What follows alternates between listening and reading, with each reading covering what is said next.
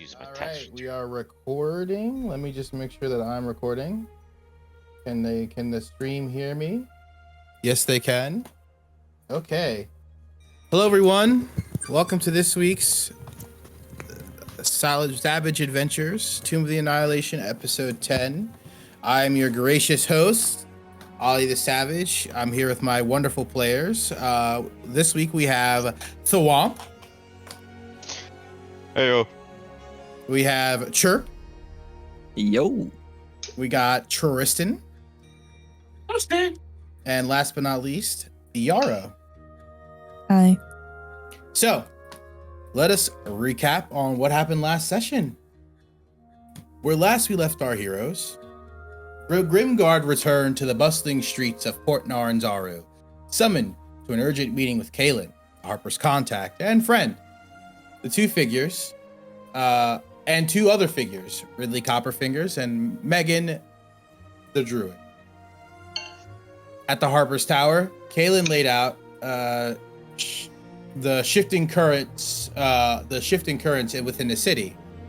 Grimguard's actions had not gone unnoticed, disrupting the merchant prince's profits after a street brawl with their former champion had rattled some of the city's balance. To ease tension, Kaelin asked that the party capitalize in the public fervor by entering the upcoming tournament.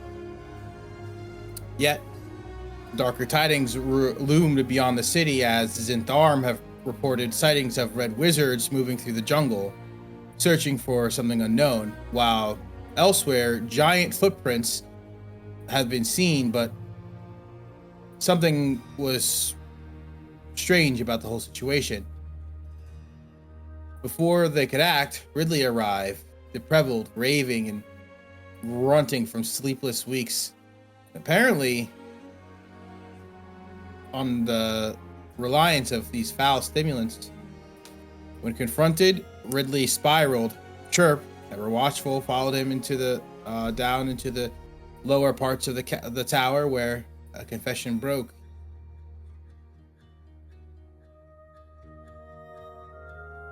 He released control that he had on his body, and on the cusp of death, Ridley's soul was escorted, dragged into what maybe had been the river Styx. But Chirp alone heard some discordant sounds, sensing something had gone wrong with the crossing. Later, at the Thundering Lizard, Grimguard reconnected with Meghan, now the infamous bard Volo. Missing from the public eye for nearly a decade, Meghan, ever fearless, announced that her readiness for some real fun, sealing her place along the guard. Not after long, the party reunited with Azaka Stormfang, who once again guided them through the wilds of Chult. Their decision to head to the crumbling spire known as Firefinger was their destination, and a roost of the savage pterafolk arrived. After braving venomous snakes, treacherous climbs, the party had reached the second level of the tower, and the jungle showed no mercy. As they continued, Tristan slipped, plummeting to the mist below. Without hesitation, Meghan leaped after him, vanishing into the storm. The remaining party pressed on, reaching the third level, where a bunch of juvenile pterafolk harassed them, and their elder creature intervened. While Yarrow discovered a captive Arakocra, a new thread of tapestry of the guard's fate unveiled. Now soaked in relentless rain atop of in the third level of the crumbling ruins, Grimguard rests briefly, but the jungle stirs, and the Firefinger has not yet done testing them. Currently,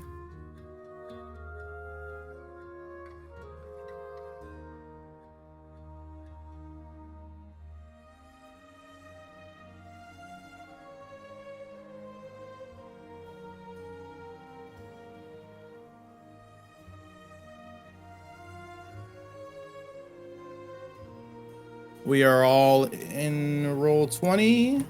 Guess I'll start the activity. Anyone else is...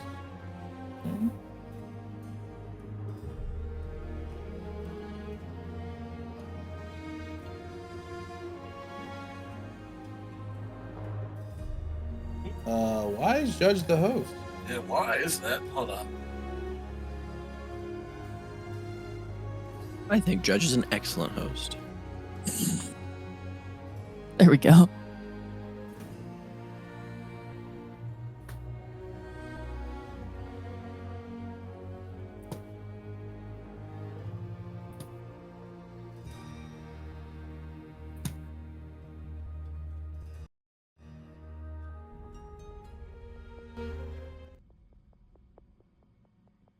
You guys sit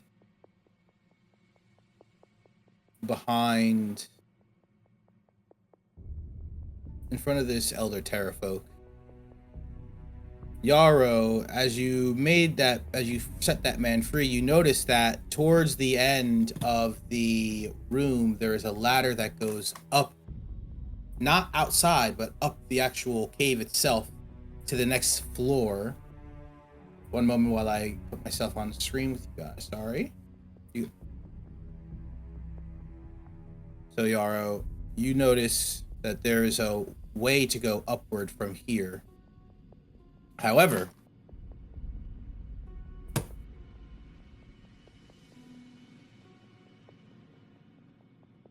Tristan, you find yourself alive, rain pouring down upon you. Meghan standing over you now. As she looks at your leg is shattered. She looks back. Azaka comes running up. Wait. Oh no. This is bad. Meghan goes, right, this is actually pretty bad. One moment.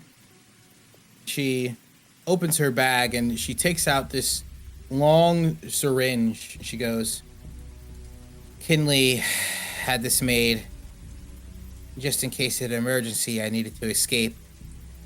However, this might be an emergency. With you in this condition, it's going to take us weeks, if not a month, to get back. Tristan, this will heal your leg. I'm going to set it back in place. But you're going to feel weak for about a week. That okay? So Tristan goes, yeah, whatever you say, honey. Oh, Meghan? Yeah.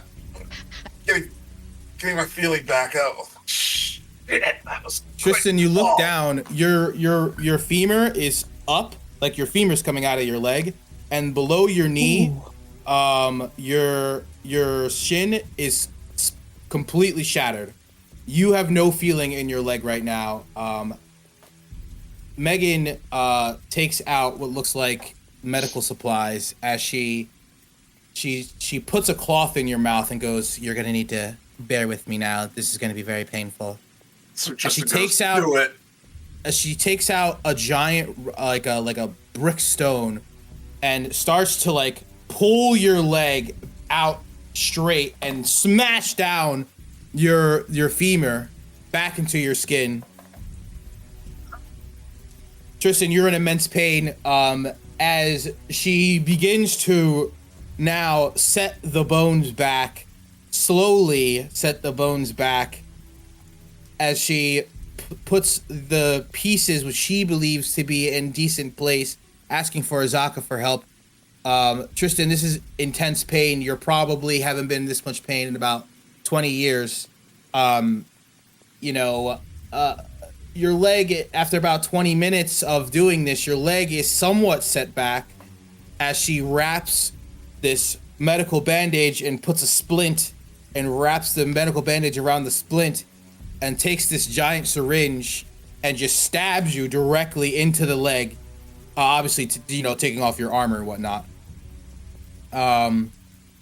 And as you feel this rush go through you, Tristan, you feel crackling happening in your body.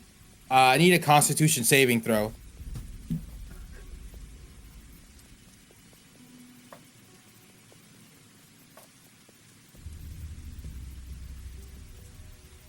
Tristan, you are able to stay awake as the crackling begins.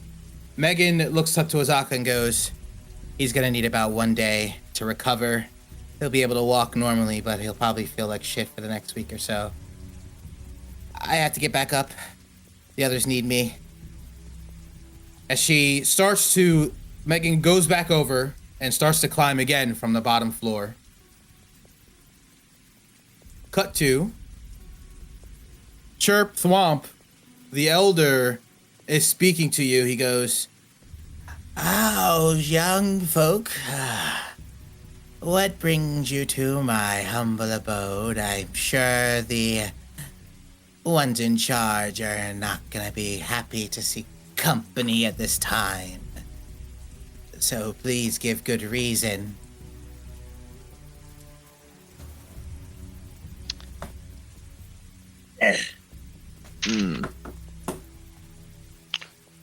Thwomp looks at Chirp and tries to like think of a like cyclically connect talk to him back. So, what do you? How do we face it? How do we tackle this? I've never seen this before. This is a new one for me too.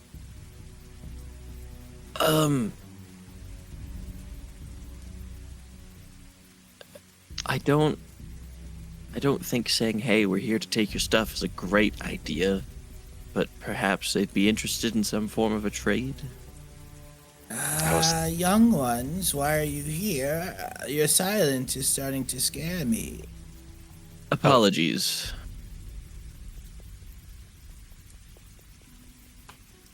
We, perhaps are just a bit in awe. I'll look back at Thwomp. You were saying?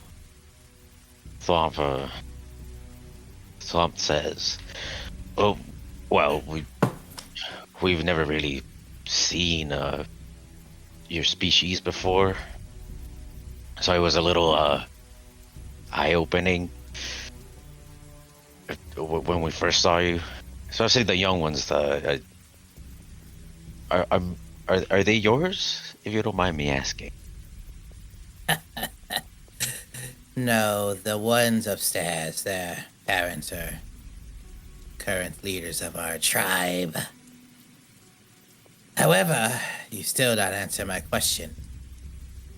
Why are you on this floor? Most people go to the second floor and get their treasure and leave. What brings you here? Well, we were sent here to essentially make a trade.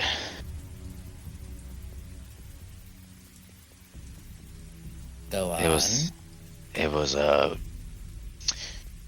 we were sent here to find something. It was a mask of some sort. We weren't really given much details on it, but they told us that it's in here and to please retrieve it.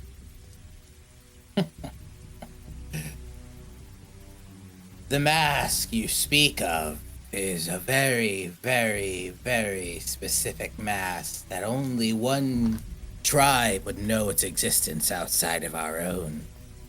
And so I ask you again, what brings you here, young one?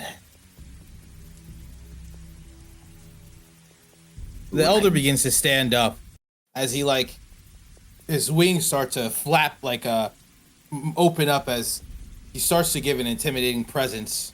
I'm going to need either deception or persuasion from one of you two to calm this down. What are we doing? Deception or persuasion? Or intimidation if you want to go that route as well, but we're in the middle of negotiations or talks and they're not going well. So what's our game plan here?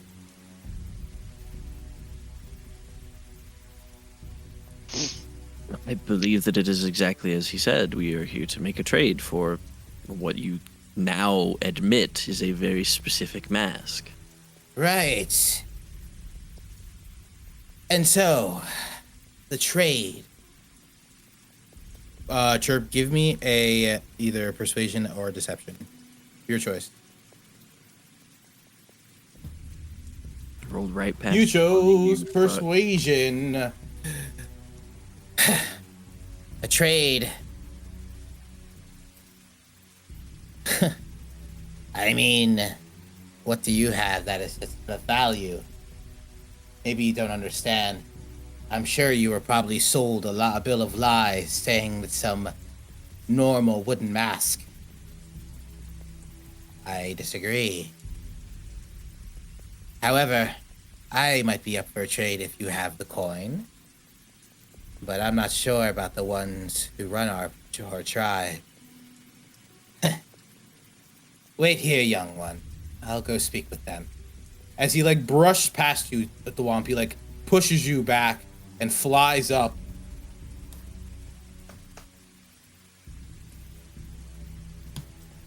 In your As head. he flies up, you guys see Meghan finish climbing the ladder.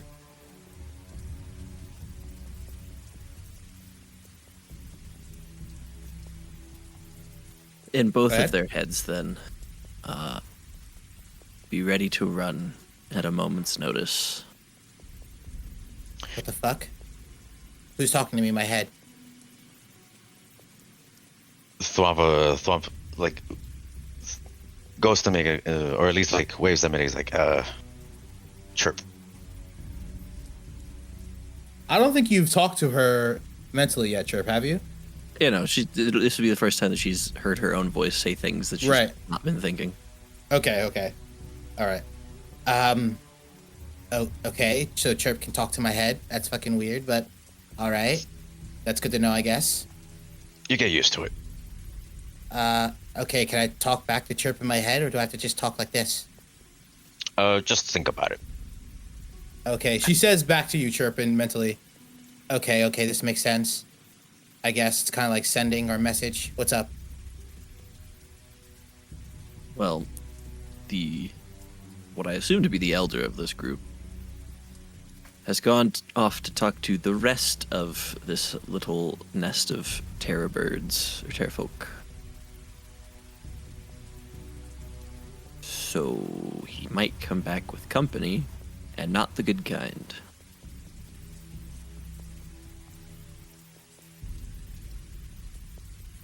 Yeah, we told them that we were here for a trade for the mask.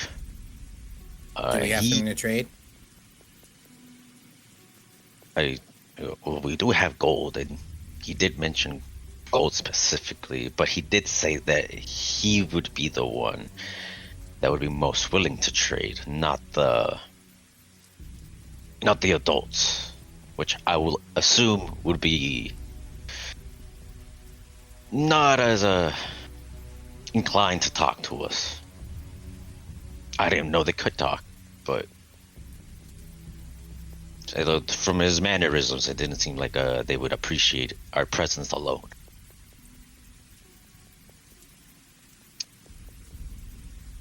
I mean, sounds like it's pretty sounds like it's pretty intimidating. But what do you guys think? We got this? I think that if we need to flee, then we need to flee. However, I might make some attempt to find this mask regardless, even if it goes south. I see.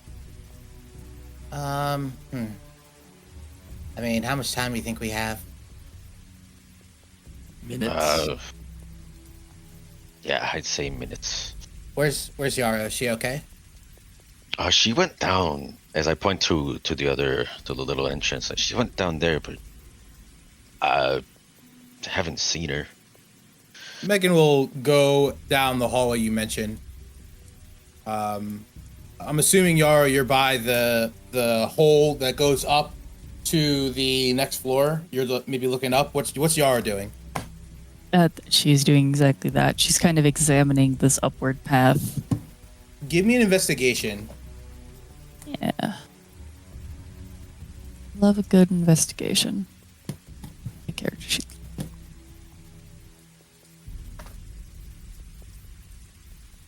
Yeah, so you can easily deduce, this is more of a fly hole than anything else. You can climb this. I'd probably say it's like, you'd probably guess it's like like a 5-foot diameter, like, you know, it's pretty big. Like you could definitely squeeze through. You could fit through it, but there's like a rocky path you could climb. Wouldn't be too hard, but it is raining, so it's kind of annoying. But you could definitely get up there. It looks like it's about 60 feet though. That's the only problem. Currently, you guys stand at, if I'm not mistaken, 240 feet above the ground. So is So it's this about 60 like feet up. external or internal? Internal. It's like an internal fly hole, like a 5-foot diameter, 60-foot high fly hole. But you can definitely, there's rocky, so you could climb it, but it's gonna get hard. It's gonna be hard to get up there, but not gonna be that hard. But it's raining, so it's very interesting hole. She's gonna note Megan's presence. Megan's watching you. A way up, perhaps. Does Right. not seem they have tracked my knowledge or tracked my bearings. I could just go. Interesting. I just want to say this. Tristan is very injured. I think his leg is shattered beyond repair. For now, I used something that Kinley gave me in case of an emergency if I needed to run for my life. But with the way Tristan's looking right now, that might have been ending for him, if not for Kinley's thing. So he's gonna be out for probably the next day, but yeah, that's pretty bad. Anyways, this hole. She looks up at the hole. I mean, shouldn't be too hard, right? She shrugs. How are docks going? The Kanku. I guess their company left. I wasn't here. But they're saying we could probably run, or if we need to, or try something to trade. I'm not sure what they mean by that. They sound like it's going to try to pay for it, but maybe they got something else that's worthy of trading. I'm not sure, but either way, I'm down to run either. You know, I'm down to either. This seems pretty intense, but I'm kind of down for it, honestly.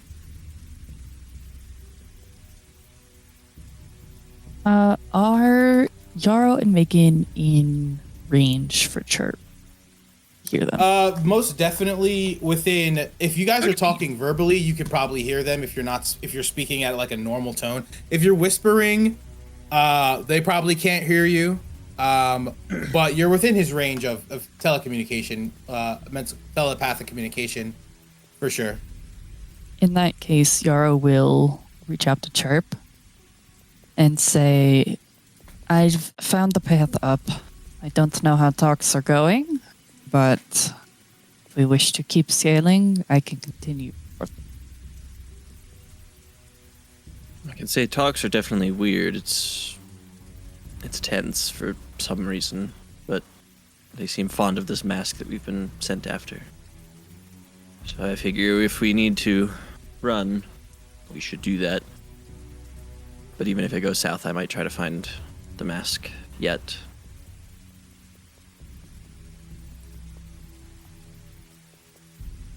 He's gonna kind of think, if you guys want to keep distracting them, Megan and I can go up. The Elder seems to have entirely lost track of my presence. Depending on how far away that is, you won't have contact with me. Yes, you will, actually.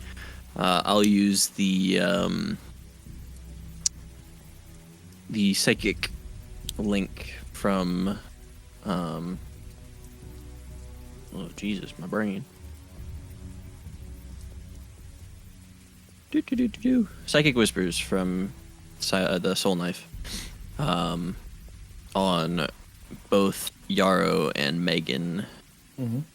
And they will be able to talk to me from a mile away. instead of the 30 feet from the other thing. Very nice. For 2 hours. Okay. So we Do can what you talk want. to Chirp in our head. Yes, you can talk to me in your head. Okay. Right now, you have the option to be able to do that from a lot further distance because I'm focusing on you specifically. Okay. He's gonna All look right. to Meghan. Be like, well, Girl, I'm I all tried about to help adventure, with- so if you're trying to do it, I'm doing it. I guess let's get climbing then. Let's. All right. How do we want to do this? Just double checking if I can shift.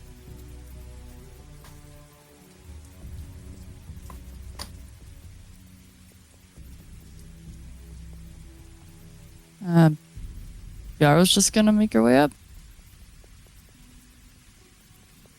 Trying to keep a low profile.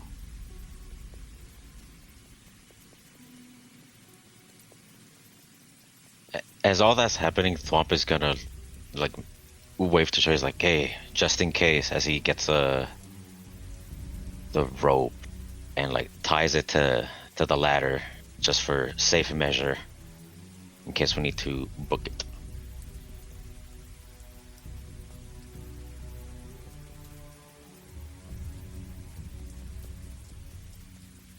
Okay. So we are climbing. So Yarrow, you shifted, correct? Seems I can do. I guess depending, would the talk count as kind of a short rest with the? I would will assume say not. I will say that you guys, if the party thinks that if you guys want to try to take this moment to be a short rest, I will definitely allow it. It has been enough time now where the elder's been gone for like a while, so I'll think you guys can get like a very quick short rest in, maybe a 1 hour short rest. But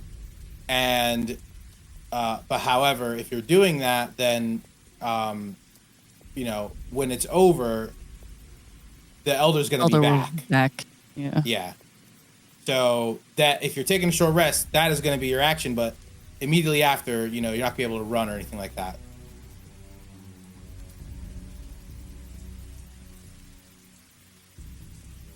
So I guess what I'm saying is, do what you got to do now before you take a short rest, and we continue. Yarrow's gonna. Once again, And this reach is a out to group Chirp. decision, by the way. Yeah. Yeah. Okay. Cool. Yeah. Yeah, She's because this will spare me from having to make a break for it after the talks go really bad. So if we can divide and conquer, then so be. She's like, I can't tap back into my other form soon, but with time I could move faster, or I could just keep moving. I don't know what you think might be best.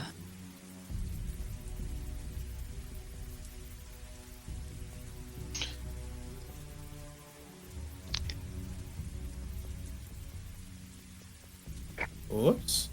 It's hard for me to say. I don't know if they actually have ill intent. I'm just working on an assumption.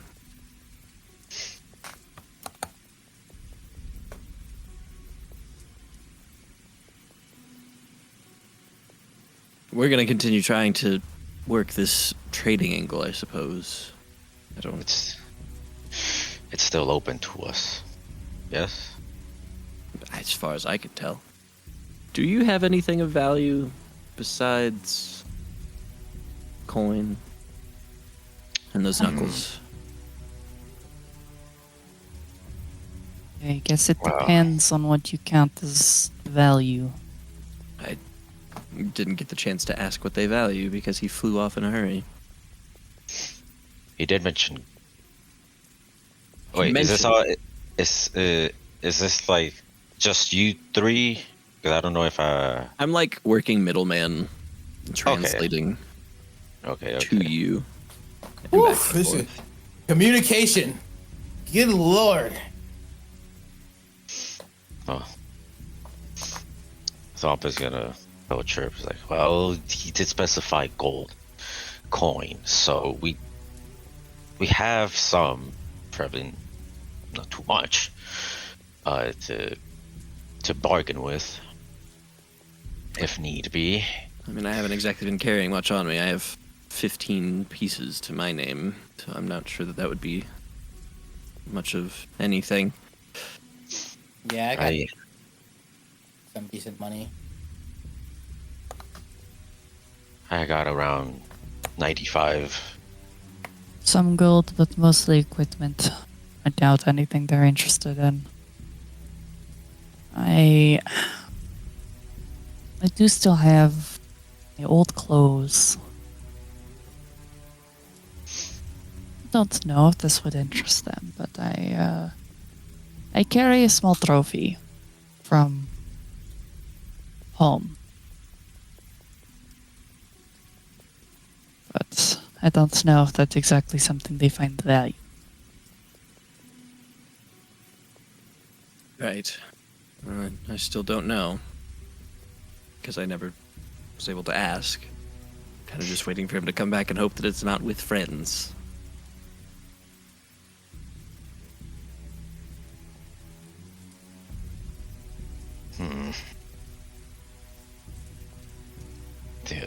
Again, the other seemed like the only one that was willing to even talk to us.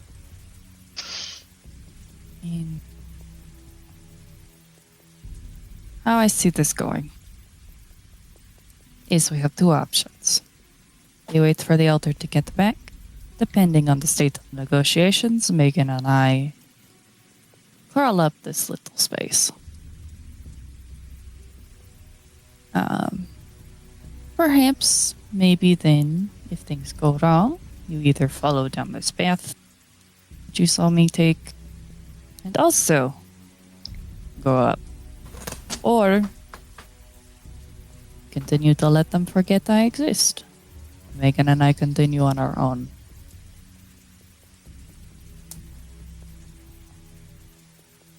I mean, you both can communicate with me from a great distance at this point. If it seems like it's going south, I think it's best that you both maintain your element of surprise, and perhaps, especially if he brings company down with him, you will likely be able to do what you need to do when you go up. It's fair enough. In that case, I will support the small break. I also, may or may not have found another bird person.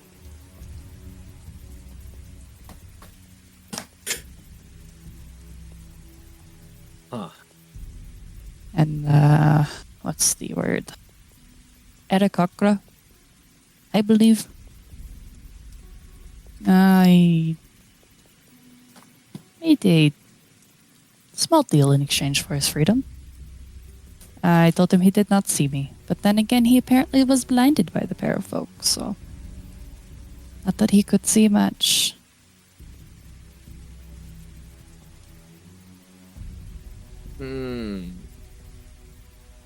Yes, that bodes so well for us. Something about he was in their skies, and his people will help us if he sees us again, and he owes us a favor. Noted. But as far as I could tell, he did make it out. I told him to wait till dark, but I guess everything is dark when you are temporarily blinded.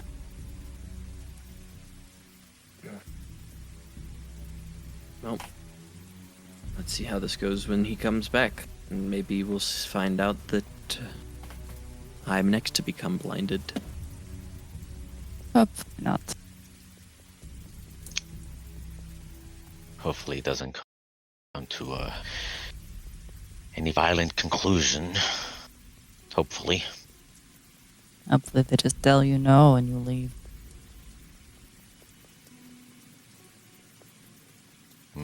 If they do tell us no and we quote unquote leave, how will you get All back? right. I can get something for us. Yarrow kind of perks her ears. It's Megan. So be it. Take a moment to regain ourselves and wait for the elder to return to Chirp and Thwamp. Okay. So here's the thing, right? So if we need to escape, I can escape. However, if we need to be sneaky, I think I could do something about that as well. Just let me know when we're ready. I'll take it. We're taking a rest. Yeah, quick rest. Okay. And that's when we will take our first break. Huzzah. All right, well, everyone has got their short rest, so please short rest yourself. Sure. Right. The elder comes back.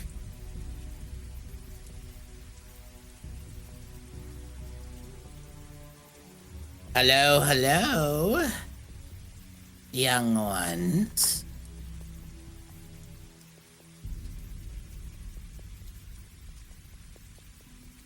Well, The elder Paratok says to Thwamp and Chirp.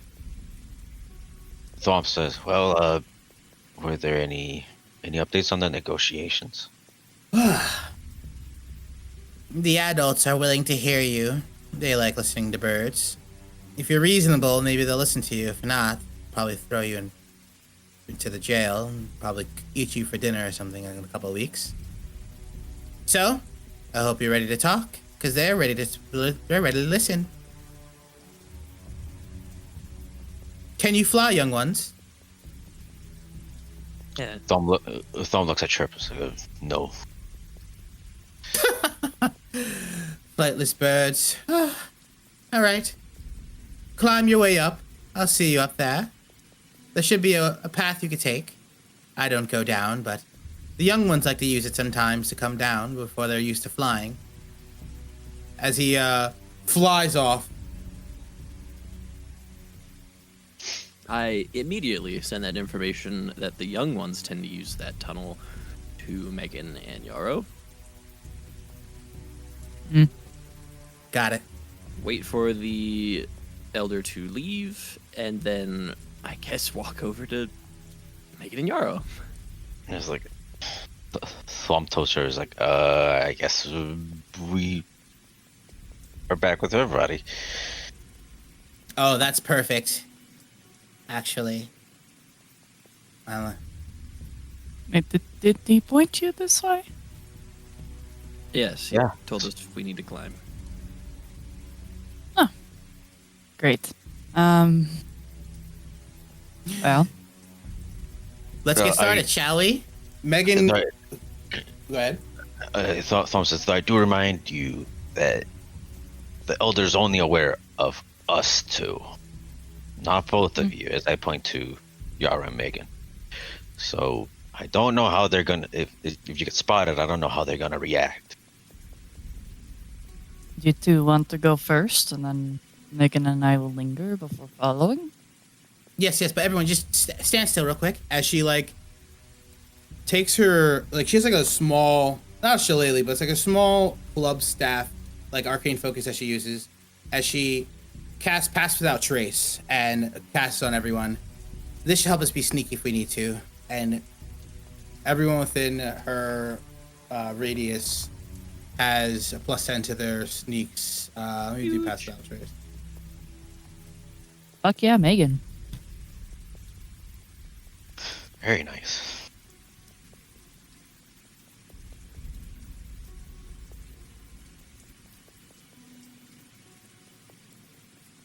Well, that's done. Guess we get climbing. Right, let's go. All right, everyone. We are climbing again. Dexterity saving. Those dexterity checks. Straight up dexterity checks. Even saving throw. Megan fell. She started the climb and immediately fell down. 10 feet. Oh, God. Dexterity check. Taking 2 bludgeoning. Dexterity check. Yeah, we all climb. Ease load. Bitch. Okay. Make it climb 10 feet, slips, falls. All right, everyone's able to climb their movement speed. I guess it's 30 feet, except for those who have 40. And another Yara dexterity. did not shift yet. She's off now. Oof. Okay, well. Oh, Meghan's not having a good day. Oh God. Oof. She takes 10. It's a hole, right? Yeah, it's a hole.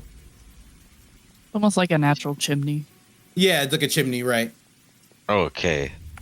And I guess Thwamp is gonna like extend his hand out as he's up. Is like, if you can make it up here, I can help you. Okay. Hold on one moment. Doing some damage calculations.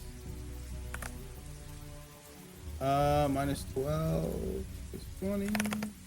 Okay. Alright. Give Megan a moment, guys. Going to try again. Okay. Alright. Oh!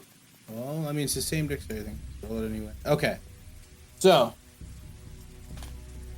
Thwomp's good. Meghan falls, she's good. Okay. We all gave the first. Did we all give the second? Second dexterity check? Not yet. No, not the second. No. Okay.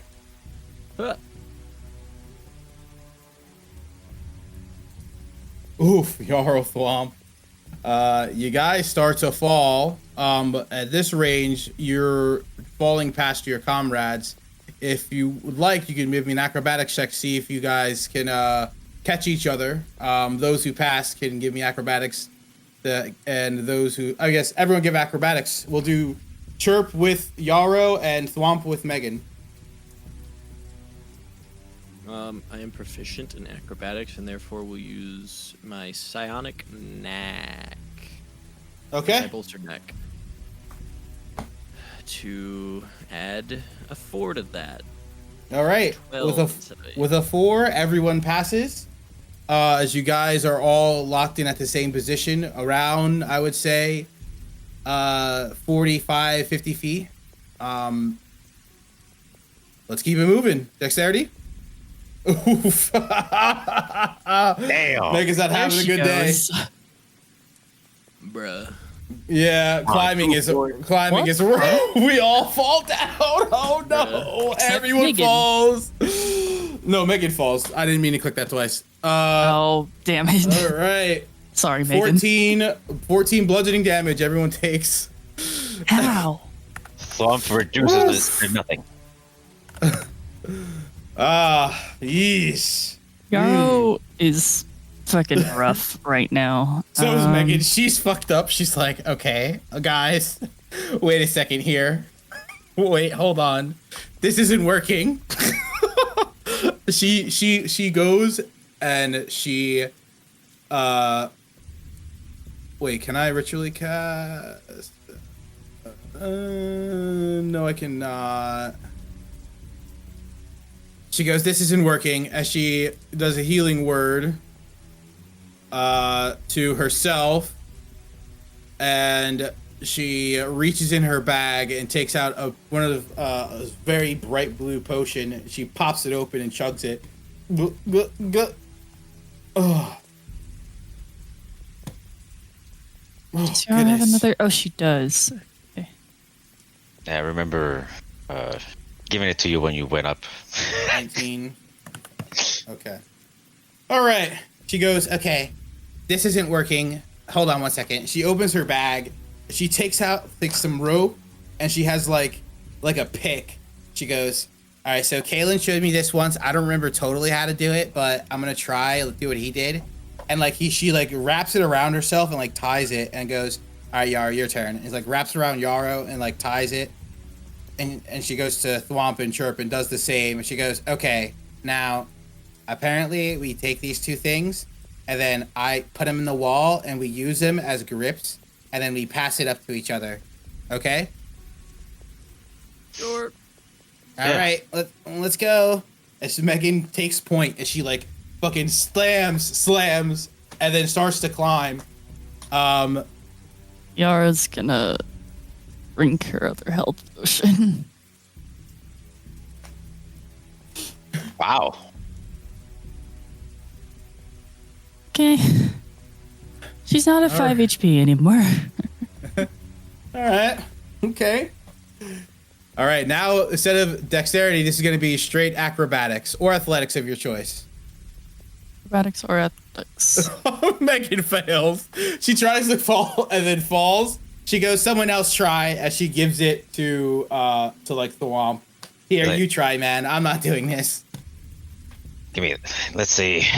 Not used these All right. before, but let's get this going. Let's go. Oh, there. All right. We all do 30 feet. All right. Acrobatics again, as we all are working together as friends. My God. The power of friendship. The power of friendship actually exists. We all reach to the top. Unironically, God. power of friendship. Unironic. I can't believe that actually happened. So we reached the top. Now the pterafolk seem to be flying and talking. They're not really on the ground, but they're high up, flying around, talking in the rain. Stealth checks, everybody. Now remember, you have a +10. +10. My God.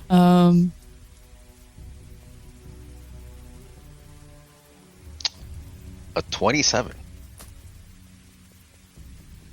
21. Yarrow.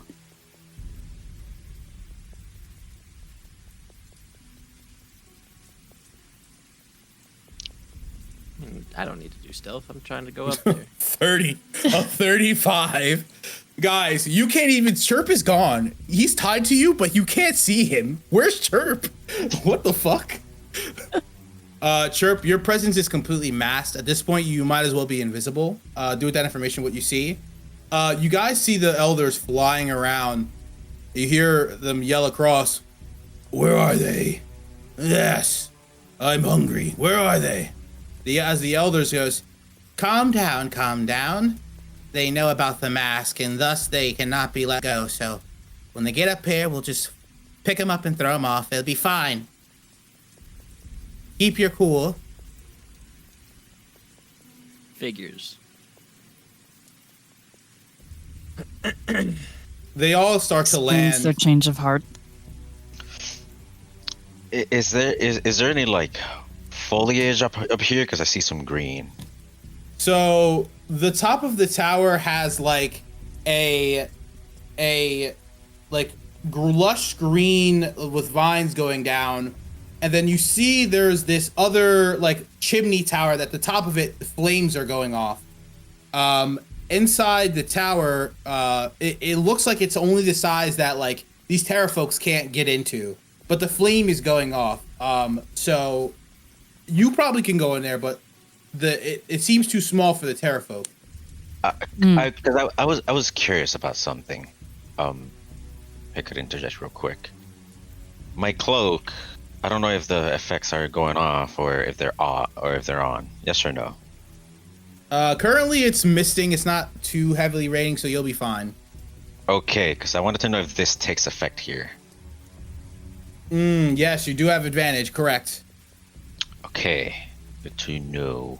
Oh wait, no, that's dense foliage or jungle terrain. This isn't dense. This is you think of it like yeah, not sparse, because there are some plant foliage around, like a couple bushes. If you were to hide in the bush, I would say yeah, you would have advantage on your dexterity checks, stealth checks. But as of right now, I mean, you guys are very much hidden. Even like with a 17, you guys they're not aware of your presence whatsoever. However, if you were to go in the bushes, you would get advantage.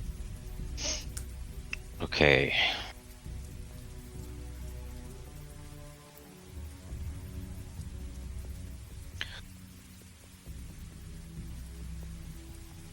uh,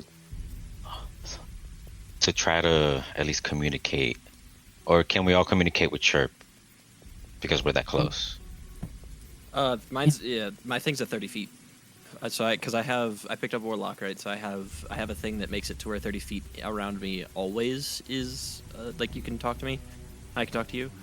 But then I can also use Soul Knife to have the various range or various amount of hours within a mile.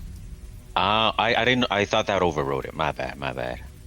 No, they're separate. Okay, good. We can't see Chirp. I'm really sneaky. Thwamp is really sneaky.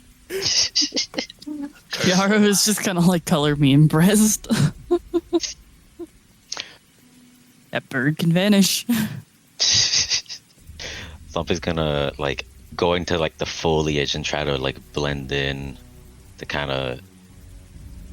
I don't know if this counts or if it's like right here. Not sure. Yeah, it's like a bush or what have you. Okay. But yeah, just to like get out of the way and try to get a look inside of here. Into the room? Yeah, just like peeking my head to see if I can make out anything particular about this room. Okay. I'm gonna post in Discord in maps what the current top of the Firefinger looks like. That is where you guys are at right now. Oh. And they're all flying around like the top near the heat, just chilling like a campfire type shit. Mm-hmm. Okay. Yarrow's gonna kind of she's mostly focused her attention on the pterafolk, but she is also trying to keep an eye out for wherever this mask is. Yeah. So are you trying to look around your immediate area for any type of things that might look like a mask? Or might contain a mask, etc., etc.? Yeah, that either look like the mask in question or might be somewhere. Okay, give me give me a perception, because you're looking around at the pterafolk and for the mask. Yes.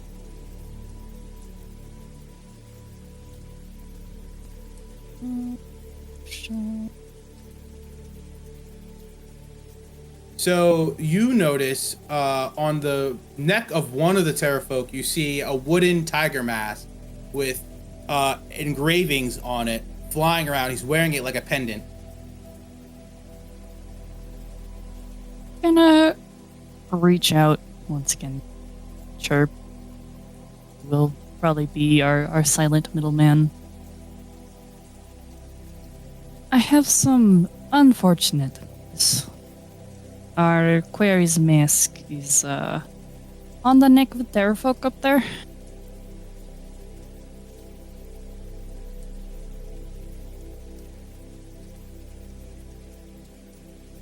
Considering we are sorely outnumbered. But we need that mask. Perhaps we could lure them into this structure here and use that as a means to cover us from all of them at the same time and limit their number when they come to face us.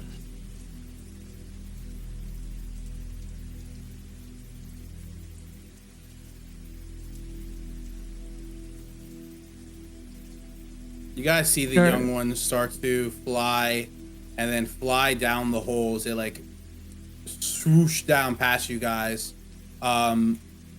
Another one goes around, flies, and goes down into the hole, swooshes down past you guys. And as you see them going down past you guys, one of them almost hits Meghan and throws her balance off a little bit. As it like comes back up and like looks around and goes and is very confused at what's happening and then flies back down. As the adults are all now hovering around the fire at the top of the tower, all having discussion. Also, just to clarify, it's on the neck of one of the adults, right? Correct. He's wearing it like a pendant. Yes. Okay. So I thought.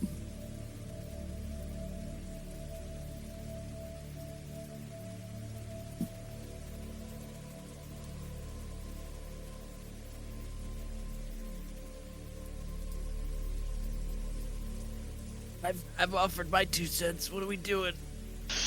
The Thwomp wanted to like take a peek into the room in here.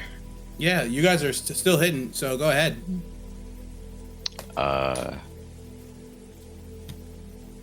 Let's see. Taking a peek. What do I see? I see a fire here, but Yeah, so as you guys reach the pinnacle, the spine of the pinnacle lays flat with roughly 40 feet. The edges are crumbling away, so it wouldn't be too safe to stand close. But inside the tower, there seems to be a peak of flames that magically are being set up in fire. As you look up, you see like what looks like an eternally moving glyph circling around in a language you're probably unfamiliar with. As it continues to swirl along the walls, you see like, I don't want to say just like stone drawings, but you see like art in the form of lions shifting in, or tigers shifting into humans, shifting into tigers, and then shifting into human tigers, like a hybrid form. And then you see a depiction of what looks like some type of godly figure, and in it you see the letters OMU. And they all seem to be worshiping these letters that fly above, and it looks like a sun almost. OMU. Yes. You then see a chest, much like the ones that you've seen before, sitting in that room next to a campfire. The room is very warm. It looks almost like it's been used recently, but knowing of what you know, that's impossible because the pterafolk are way too big to be in here.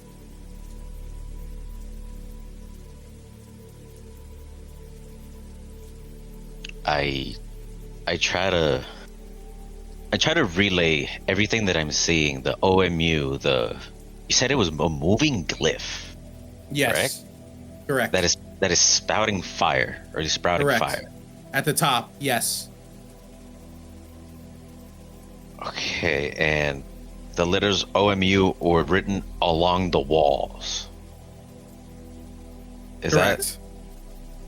that OMU? I relay what I'm seeing the best way possible to Chirp and to. Now, keep in mind, this tower is like 40 feet tall, so you're not close to the fire, but you do feel the heat. It's pretty hot. It's like hot in here, but it's it's about 40 feet away. But it's like, I would say like 90 degrees in the room. It's very hot. And I say, but does it bypass the effects of the mantle or no? Of your stuff, no, not at all. Okay, but so I guess you wouldn't technically know it's hot. However, if someone else was to walk in, they would feel the heat. Okay, but then I relay all of the information: the OMU, the glyph, the almost like a small sun coming out of the glyph or whatnot, the drawings. And also relay, maybe one of y'all, maybe someone can decipher this because I don't understand this language. And as I say that, I try to like maybe recognize a letter or two, if possible. Yeah, hearing that, Meghan will come into the room. It's really hot. She like comes in next to you.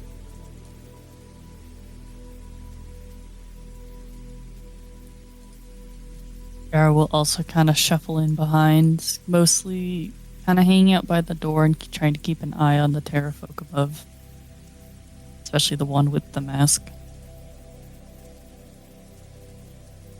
So I'm clocking the one with the mask too. How far above the ground are they? They're about 40 feet. 30 feet, 40 feet.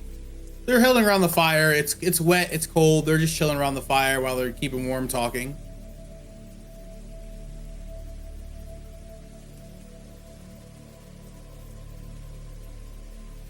I will continue to use the gentle rain in the foliage as cover. Okay. But As you go ahead. No, I was gonna say, Tom's gonna say again is like, can either of you, the other one of you, as I point to Meghan and Yarrow, know what any of this means? I can't. I don't think I understand the language.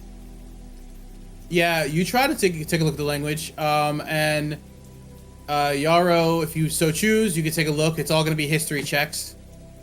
All right. She'll give it a try. Is that history? Yes. Not her forte. Let's go. Yeah, no. Tom tries as well, right? Or no? If you want to, yeah. Oh. Let's go Thwamp. Thwamp, you are familiar with this type. You know, you don't know it, but you know that this is definitely celestial. Like, you've seen this writing. You've seen this type of language. It's like you know what Russian language looks like. You can't read it, but you know what it looks like, you know? Mm-hmm. Okay, you can discern it, just not understand it. Okay. Correct.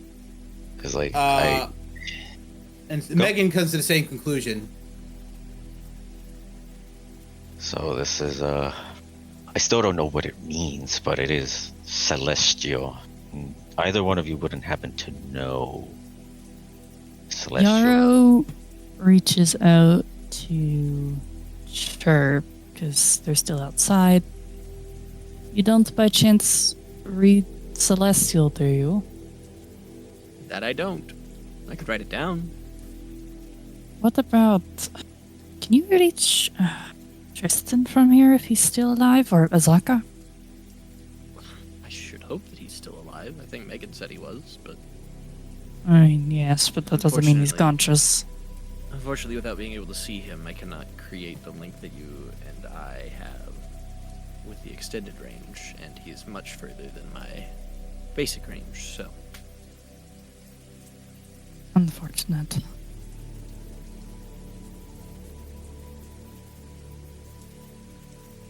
Okay. You can write this down. Meghan says to Thwamp, or I guess Thwamp, right? She's Yeah, right next to him. Yeah, Thwamp was, as she's saying that, Thwamp was already, like, in the journal. Not writing, just trying to, like, recreate it. Which, I think, if I'm correct, Can you mimic that? Do you, if you That don't I know can- the language? Sure. Yes. or forgery.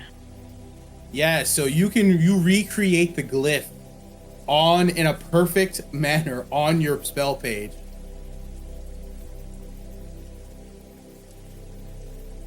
Oh my Beautiful. god. The advantage in all checks reduced. Okay, so yeah, give me a... Ooh, what would I do for this? This is interesting. Sleight of hand. Sleight of hand or history or raw intelligence. I believe that whenever you're doing expert forgery, it uses the forgery kit, so it would be a These- tool skill check. This is just writing it down, though. Right. This isn't, A like, tool- making a mask. Yeah, so it'd be but it would be it'll still be forgery, which is a part of the tool skill check. So, do you have a forgery kit or a calligrapher's kit or something along those lines? Not a calligrapher's kit. Quite literally just the... just my journal and, like, the pen. And I'm trying to, like, recreate it perfectly. Or at least as close as possible. Okay. I'm pretty sure you're supposed to have it. So is it So maybe I'm misunderstanding here. Because So- it's to produce forgeries or duplicates of existing objects. It doesn't have to be specifically to forgery. But forgery is included in the pool. At least that's how I interpreted that. Right, but I mean there are no forgerer's kit, right? It's just like a calligrapher's tools or whatever tools there are, unless I'm mistaken, right? So you could just, I'm just gonna say, oh no, forgery kit. So small box, so it'd be a tool check. Okay, so that's interesting since you don't technically have proficiency in it, but it's a thing. So you know what I'm gonna do? I'm gonna say rule of cool. Give me a sleight of hand. Sleight of hand with advantage. With advantage, yeah. 17. Forgery, baby. Yeah, so not perfectly, but you're able to get a majority of the glyph down to its exactness. But it's, I mean, if it's not perfect, it's damn near close. As I like title it, like what was it? Firefinger Celestial Writing parentheses Glyph parentheses. My brother just might have captured nuclear weapon energy. Who knows? So we are in the room. Floating around. Time is passing. They're starting to become impatient as you see one of them fly down and then fly back up, and they go, I think they ran. They're gone. Do they see Karkra. Do they see the rope that I left, like hanging on the ladder? I'm not sure. Yeah, I think they did see it, but I'm thinking they're just assuming that you used it to escape. Okay.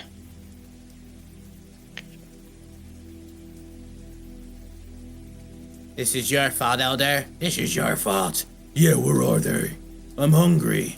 I'll eat you if you can't.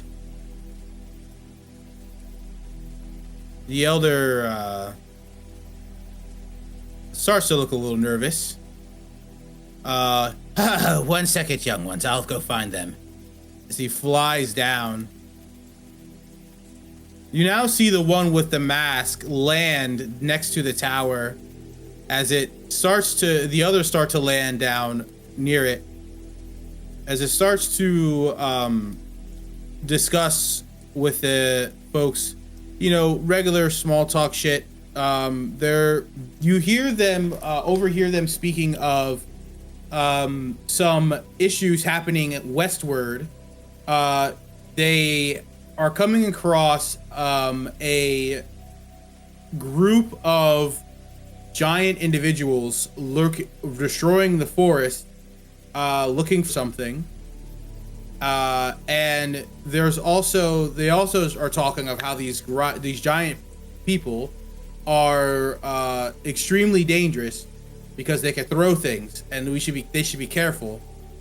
And then he mentions of how if it were not for the mask, he would not be able to protect themselves from it, or this place.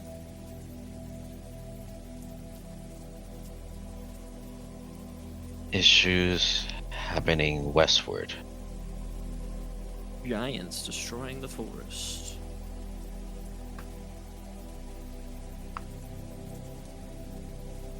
Giants.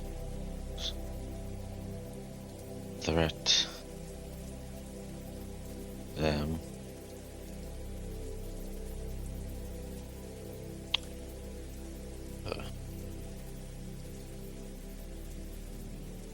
Take.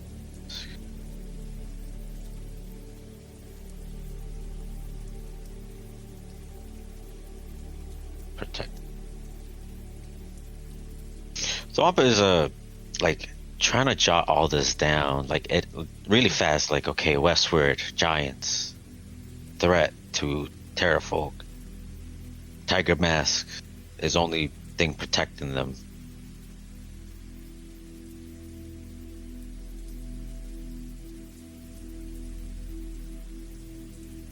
Megan's like, hey guys, what are we doing? We're kind of just hitting at this thing doesn't last forever. Did I make a grab for it? Or does this moral quandary mean that we need to rethink what we're doing? If you want to make a grab for it, brother, I'm not going to stop you, but you only have 1 hour, and kind of all just sitting here listening to these guys talk. Yeah, I was asking the group. Sorry. I Tactically, thought that was adequate. I'm sorry. I thought that was an out of character question. Do I grab the thing, or try to grab the thing, or are we feeling morally obligated to allow them to keep this for their own well-being? Thwamp replies, this doesn't change a thing. They were trying to eat us. They can go fuck themselves. But I don't have anything to... I'm mostly blunt. I wouldn't be able to cut that as easily as with the knife or dagger. I have a knife. Yeah. Yarrow shakes her head. It's survival of the fittest. They can always choose to abandon this place and take up new territory. That being said, we should stay true to Azaka's charge.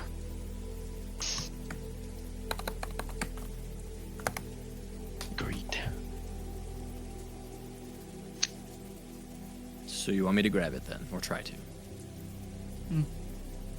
Yeah. You're good, man. You got it. All right, be ready. I'm ready. I will go ahead and I will You see Meghan get ready. She like stands near the doorway. approach from behind. You see Thwamp get worried.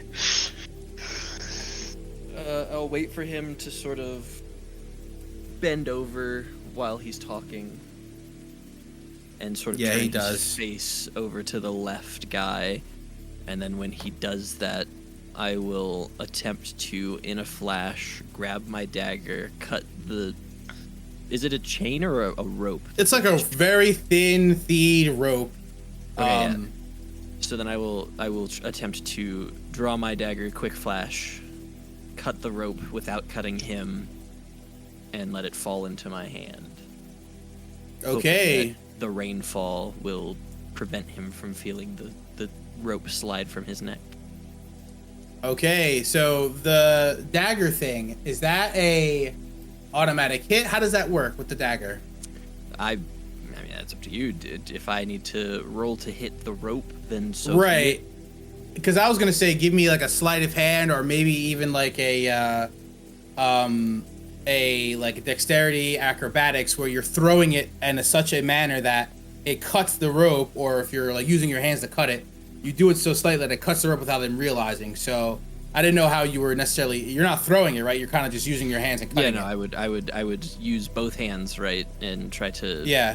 sort of stick to his shadow, and then Yeah. sort of cut around his back using one hand to tension the rope and the other hand to cut through where I make that tension. Okay. And then So let it fall. with advantage, give me a sleight of hand. Okay. While Thwamp is doing this, Yarrow. I will also use my Cybolster knack to increase the 16.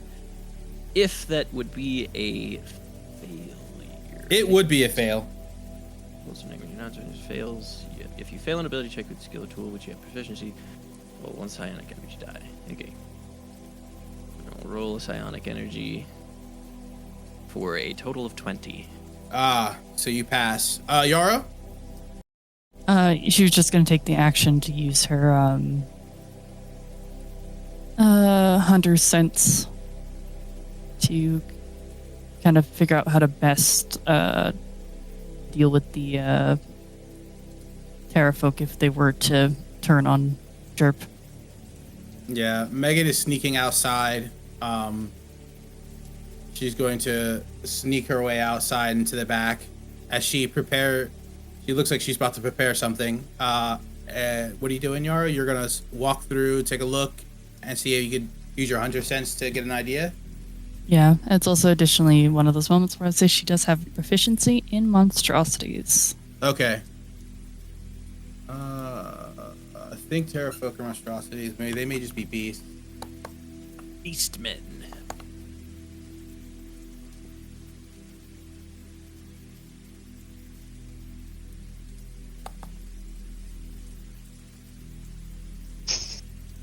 Nope, they're monstrosities. Go. So with the pterafolk, with your beast sense, first of all, These things are probably, their hide does not seem that hard. Second of all, they look susceptible to pretty much any attack you could throw at them. You might be, your hunter sense is telling you that this might be prey. Matter of fact, this is prey. Mm-hmm. Hell yeah. But once again, she's holding off until things go south. Needed.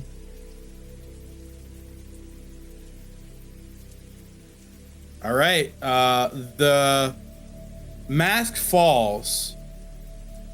Chirp, you catch the mask. As you catch the mask, and you, I believe, maybe dive back or pull back. What are you doing as you catch the mask? Yeah, as the mask falls, he doesn't notice as he's talking. If he's continuing, I will pull immediately away back towards Meghan and towards the hole, frankly. Yeah, as you do that, and he's talking, one of the birds goes, "Your mask," and he looks down and he goes, "What the?" And they all start looking around. As they look around frantically, they do notice the two of you standing, Yarrow and Meghan, as they go, "Humans! Humans?" As you look at the Kenku, at the Yarrow. Hold on one second.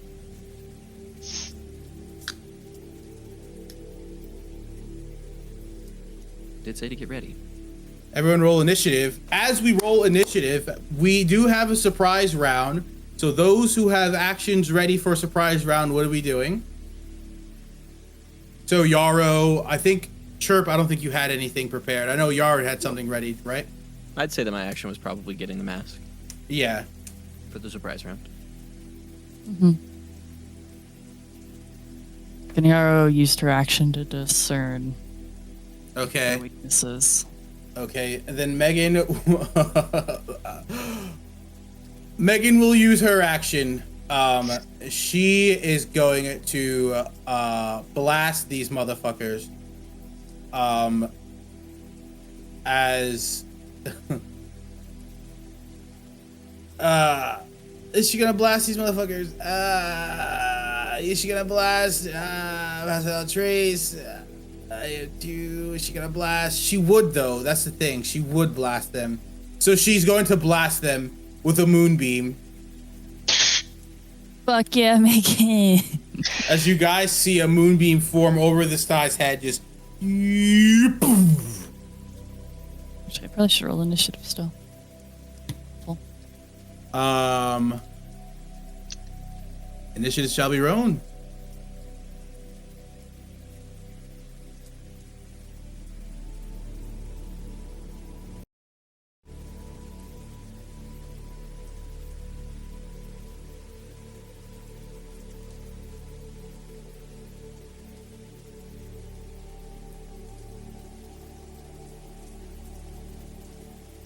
Meghan goes, "We better win this."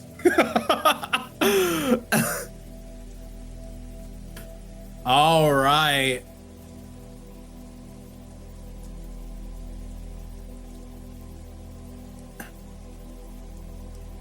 The battle has begun. Actually, I suppose if you'll allow it as a part of the surprise round, since I do now have the mask, could I use a bonus action to perhaps figure out what's so special about this thing? If you have the ability to identify it, yes. If you're trying to do like an Arcana check, then no. Okay, that's fine. Just didn't want to completely waste my surprise round if I could help it. Yeah, but well, you didn't. I did you steal did real good. You stole really good. Chirp, you're up Good job, first. Chirp. It's that spy shit. By the way, Chirp, your presence is still unknown to them. They only see Yeah. Oh boy. they see Meghan and Yarrow. They're like, "What are you two girls doing here?" I guess I will start my turn by asking, are we leaving? I have the mask, we can just go.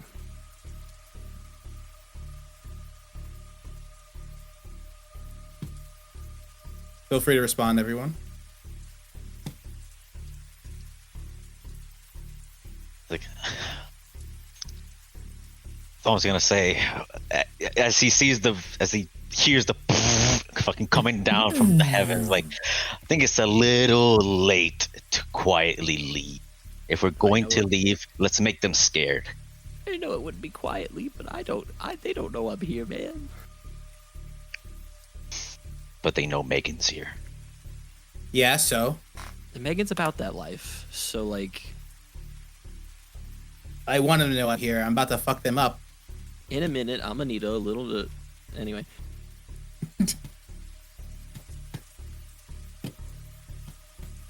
Yarrow kind of stares at them. Once again, knowing that these have like kind of triggered her hunter instinct. To be honest, I see them as prey. Their skin is frail. Their resistance is little.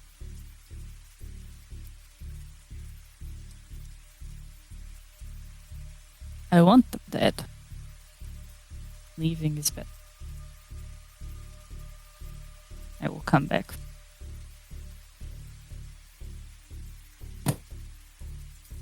Okay, so we're crazy. You got one girl triggered by her senses, the other one triggered by a venture. They're both ready to fucking throw down right now. But willing to leave. If I'm not mistaken. Mm-hmm. I will go ahead and stash that mask Actually- into my backpack. Okay. May I use my bonus action? Wait, hold on. Not your turn. Not yet. Okay. When it does come, I have an idea. Okay. To then use my action to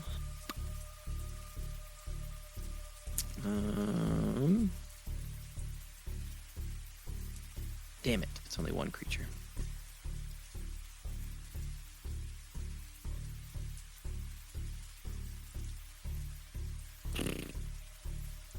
I really don't want to reveal myself, gang, so I'm going to Don't, motherfucker. You're the rogue. Chill. slide back down the hole Slip. and just Gone. say in the good old mind, then we're leaving. This isn't worth our time. We have what we came for. I also don't want to risk a fall. I can't fly. Are you removing yourself from combat? If that's what that is, yeah. Okay. Whoop. You didn't see anything, Chirp. Oh You my didn't see god, I'm anything, Chirp? falling. I'm free falling. No, you're fine. See? I clipped Chirp. into the back rooms. Chirp is in the back rooms. God damn it, Chirp! Not again. Why do the molecules always line up perfectly in this situation? God damn it. Yarrow, you're up. Your hunter senses are tingling. Meghan is blasting this dude. By the way, that blast that Meghan just gave this pterafolk, he's bloodied. He's fucked up. The same one that was holding the mask? Yeah, the one that Meghan just dropped the moonbeam on his head. Yeah, he's bloodied. Yeah. Okay. It's gonna be kind of a shot in the dark, but Yarrow, having seen the glyph above them, is now going to shift.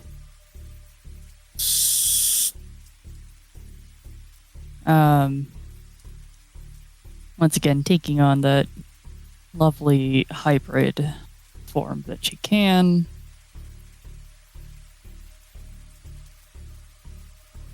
And this is gonna be a shot in the dark. Once again, because she doesn't really know what any of that says. Well, you will face Alma's wrath, not sleep. She'll hiss through her teeth. Okay.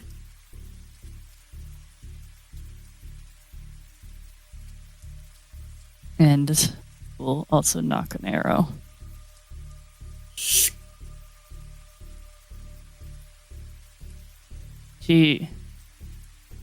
And like I will say to them. She looks like a killer. She looks like a predator. Yeah, full predator Like- mode. She is full predator mode.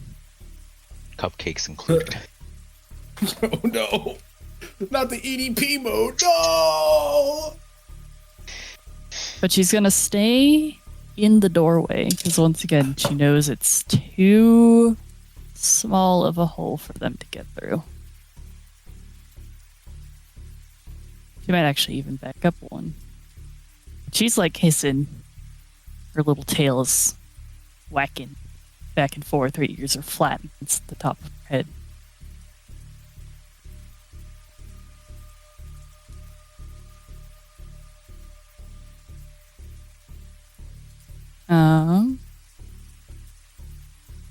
Their word shall fire. Pow pow. Let it rip.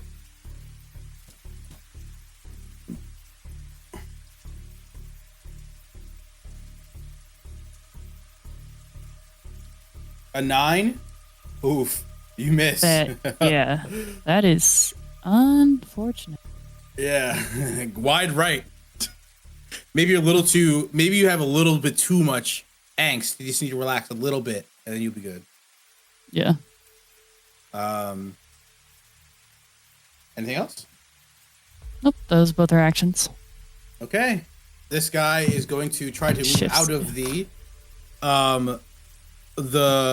unfortunately it's too big, so he is still stuck in it, but he's going to use his actions to attack Meghan with a bite. 6 misses. With a claw. And that 1, that misses. And he is going to take to the sky. And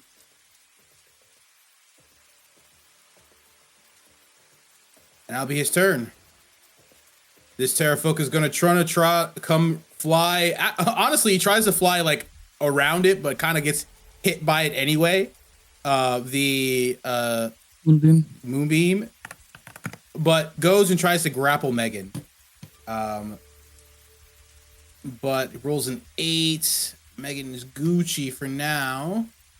He's unable to grapple. He turns back and tries to bite her. 10 misses. This guy's gonna fly around and try to do the same. Gonna try to grapple Meghan. Oh my god, 8 misses. Gonna try to bite. Oh, 21, that hits. For 8 piercing damage as it bites into Meghan and starts to flap its wings, trying to push her upward. However, he's unable to pick Meghan up at this moment of time.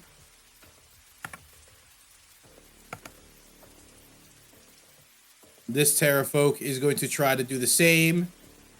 Try to bite Meghan because he's already grappled. A 6 misses. Okay, he's going to take to the sky. Whoop, sorry, excuse me. Thwamp. Since you mentioned that they only saw the two women in the party, do they know that I'm there, or was I still hidden? No, you're still hidden. Okay. Guys, these things are not very smart. Okay. Or aware.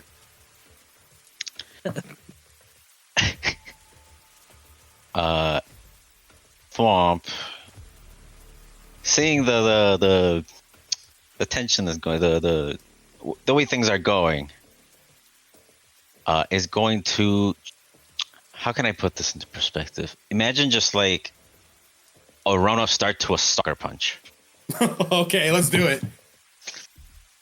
I go from here, and which one is the one that's grappling? This one? The one that's grappling is currently this one. However, all of these guys, except this guy right here, is within your melee range. Like, they're still close to the ground. Okay. I'm gonna do a run-up start and just sucker punch one. This one right here. All right. Give me advantage because you have the element of surprise. Hell yeah. With advantage. Element of surprise. Element of surprise. Oof. Thwamp, That thwamp, hits thwamp. for sure. That hurts for sure a lot. Ouch. This one right here? Yeah, that one. Okay, he's bloodied. And for my unarmed strike, is it also with advantage, or was it just for that one move? I would say this is no longer at advantage, being that you've given yourself up and you're directly punching this guy in the face.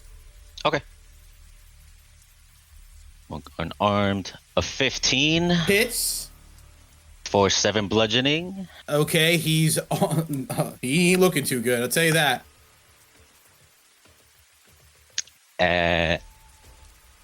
As I, fuck it. I'll use a key point. One more unarmed Bow. That hits. for 5 That more. hurt. As you. How do you finish this guy off? The first one was a punch with the knuckles. The second one was a kick to the cranium, and the third one was a headbutt. Bow directly in the square of the head as it falls down, plummeting towards the earth. As I let out a screech, trying to imitate the dragon turtle again. All right, give me a performance. Oh, that's gonna be bad. We're gonna try.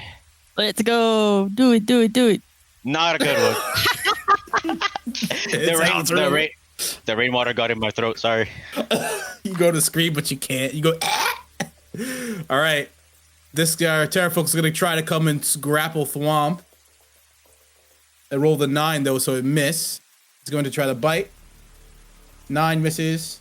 13. I think that Doesn't misses hit. you. All right, Meghan is bleeding. She's engulfed with anger as she goes, I was gonna wait to use this to escape, but as she instead decides to show some restraint and cast Guiding Bolt directly on the one in front of her. But she misses with a nat 1. Okay. And then Yikes. Yep. And that'll be your turn. Yarrow? Oh, All right. sorry. Hold on, before you go. Chirp, you are down below. You're making your way out to the second exit. You see the Arakocra that was freed earlier, and you see him fighting off a youngin. Roll initiative once again. Huh. Why'd you come back? All right, I gotta select my token. Yeah. Damn, it bounced off the 20. Okay. Right. Okay. Yarrow, you're up. All right. Yarrow is just gonna use her little keep backing up, but keeps using this doorway as just her shooting alley. Yeah. Let it rip. Well, fuck it. Yeah.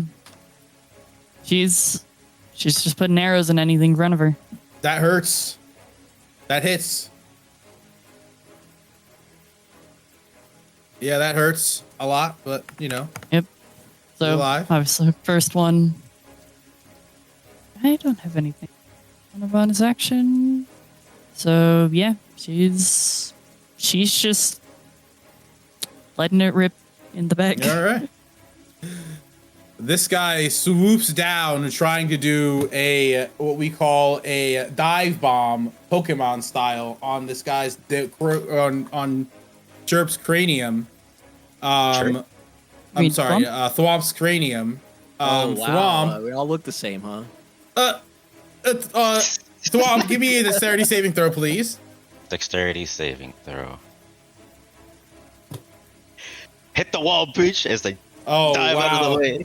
It misses as he crashes into you. Boom! As a huge impact happens on the ground as he takes out a javelin and he turns and it tries to hit you again with a javelin. 16. Misses. Okay. Oh, wait, he throws it, or does he hit it? Or does he go melee? Is yours 17? Yep. Yeah, no, you're 16, so that misses. Does he throw it, or does he, like, melee? He's melee, yeah. Okay. Oh, bro's about to start. He'd be like, yeah, I get that shit out of here. All right. This pterafolk takes out a javelin and throws it directly at Thwamp. Hold up. Real 21. Quick. 21. That does. Hold up real quick. When you do so, then deflect missile. I use my reaction to catch it, and I reduce the damage by 1d10 plus my dex plus monk level. Okay, so give me 1d10 plus dex plus monk level. 1d10 plus 9. So, hold up. Oh yeah, sorry. Your dex modifier, so whatever that is. Yeah, dex mod 4 and monk level 5, so plus 9. Oh god. So, So you take no damage. I Because it take was no 11 damage, piercing damage. and I use a key to throw it back. Okay, throw it back. And if I remember, you make this attack Uno reverse proficiency, guard. and this counts as a monk weapon. So what do I use?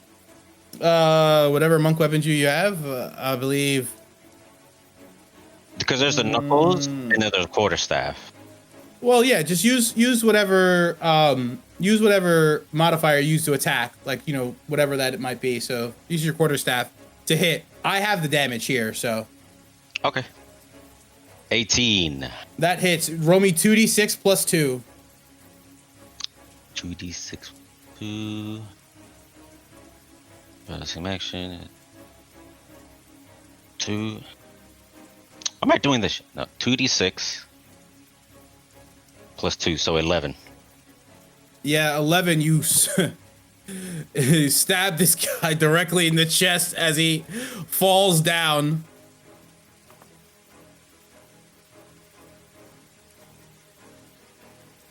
It is the Aarakocra's turn.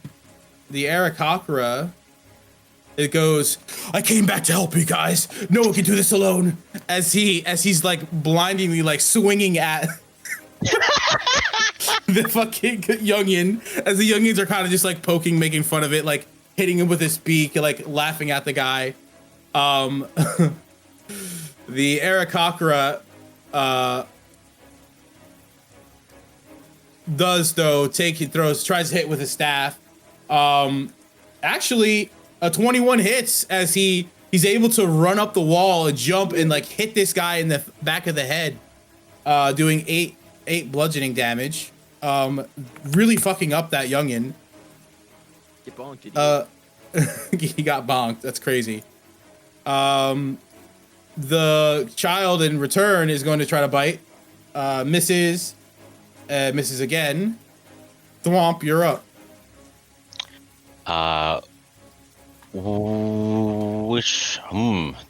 These two in front of me are bleeding, right? They're both. Oh yeah, they're both bloody. Yeah. Well, the one on the All right. one on the left of you, or directly in front of you, like east, is not bloody, but he's damaged. I'm gonna hit the one on the east with a monk unarmed. No, monk unarmed. No. Knuckles of the Brace. My bad. Yeah, that hits. Damage. 8, 7 bludgeoning, 1 force. Okay. He's looking not too good. You're cracking his fucking neck. Yeah, these guys are. What else are we doing? Bonus action, monk unarmed. That misses. Wow. Okay. Those are miss, unfortunately. Okay.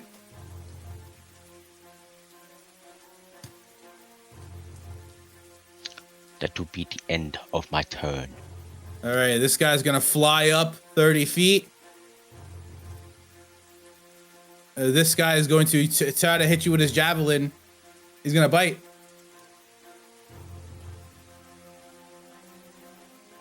.22 Hits. 7 piercing. Javelin 18 with 9 piercing. This is being meleeed. Yeah.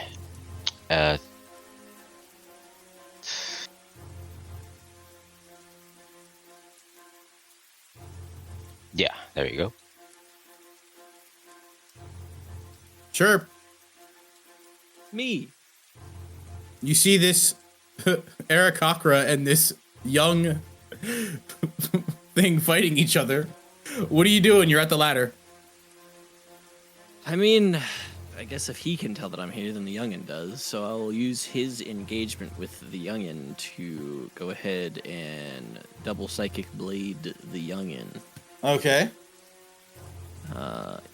Getting my sneak. That's not supposed to be an advantage. Well, I'll take the first roll for 19.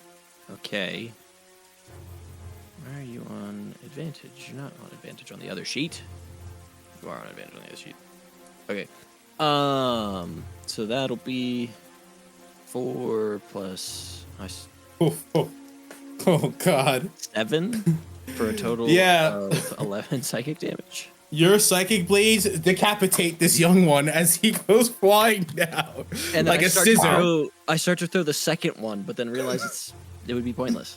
You're like, oh fuck. Wait, never mind.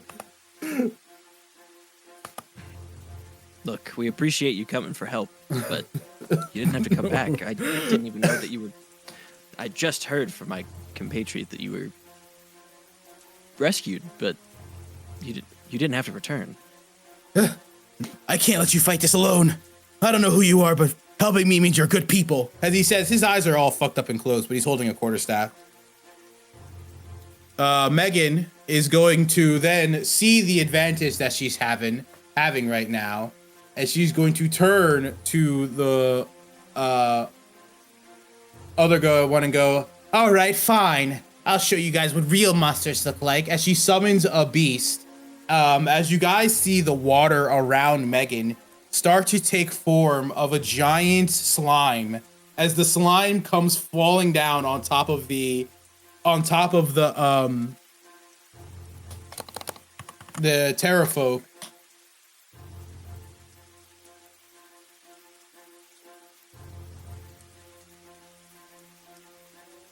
Quite literally Do I not about to have get a slime? slimed. Where's my ooze? Ooze, ooze, ooze. Quite Alright. literally about to get slimed. One moment, sliming. Okay, maybe don't say it like that.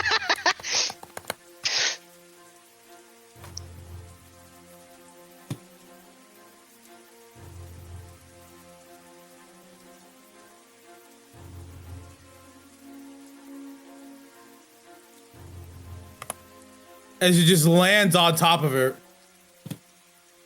It's like crushing this guy. Right, now. You take care of that. I'm gonna go down the hole as she like runs and jumps down the hole. Yarrow. She's still gonna let arrows fly.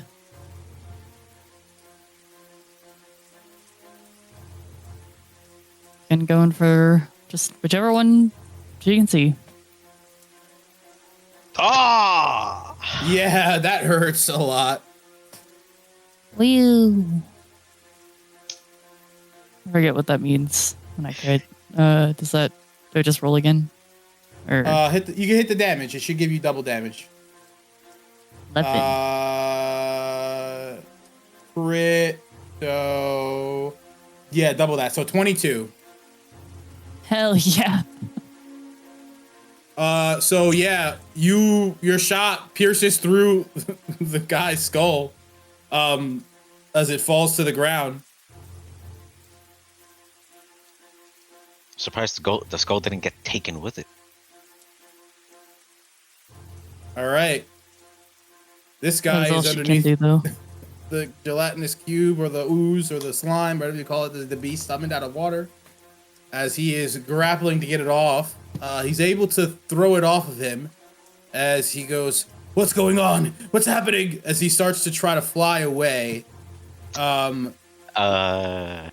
Yes, opportunity attack. Let me that real quick. That hurts. Go ahead. 7. How do you finish him off? Grab him by the foot and just slam him to the ground. Boom. The concussive blow knocks him unconscious as his head like whiplash snaps his neck.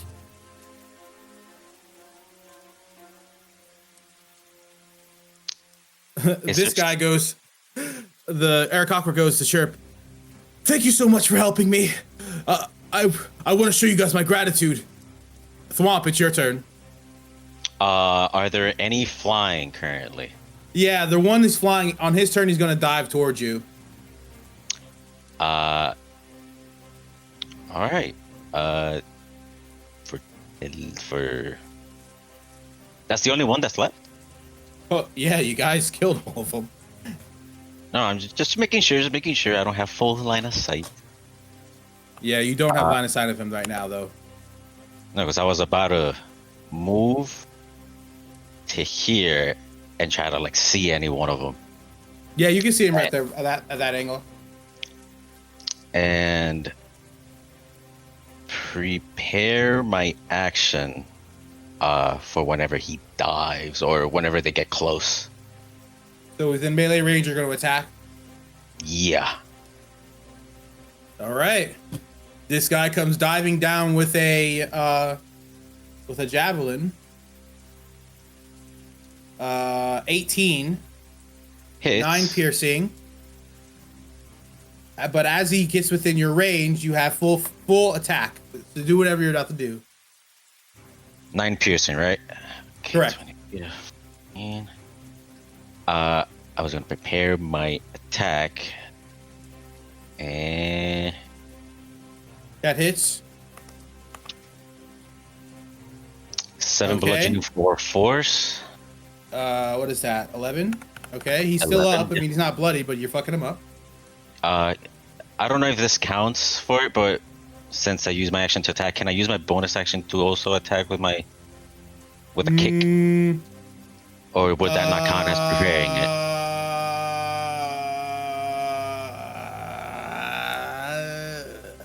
I mean, if I was allowed to get your full attack off, then yes, because attack is an action, so bonus action is not as a reaction.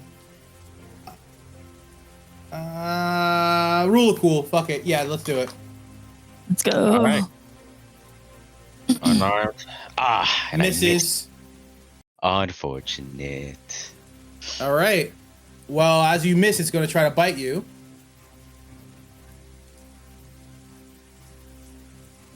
Uh, 14 misses. Chirp, you're in front of this guy hanging out. We make out. I am going to. Well, there wouldn't. You couldn't. No, because we don't have lips. We both have bird beaks. It's weird. Dog. You'll make it work. You'll make it work. Oh god. I will use my telepathic link to check in on Meghan and Yarrow and ask them, how's it going up there? I said we should leave, and you guys aren't down the hole. Meghan goes, I'm down here. She came down like Santa Claus on the chin. Yarrow goes, there's only one. Well, then I'll just keep going down, and I head down the ladder. And you whoop down the ladder he goes. Yarrow, you're up. She's gonna do a little bit of adjust. That bow's going again. Wapow. How indeed. Assuming that It hits. Let's see. It does not. Not hit.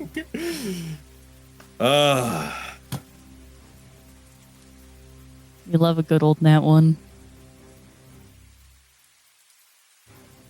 All right. Anything else, Yarrow? That is all she can do. Thwamp, you're face to face with this bad boy. What are you doing? We're going for an uppercut real quick. Boom! plus ultra. 11 hits. 5 bludgeoning, 4 force. Okay. He's on death's door. And then we're gonna go for another headbutt. All right. How do you? Oh, give me damage. 6 bludgeoning. Yes. How do you finish this? I get my claws and I like embed him into the skull and I just force it. Pow! As you do that, you hear the skull crack as his eyes go dull, as he goes limp. I how do I call it? Like I pull out my claws out of the skull, like all the blood out of my hands. Yarrow will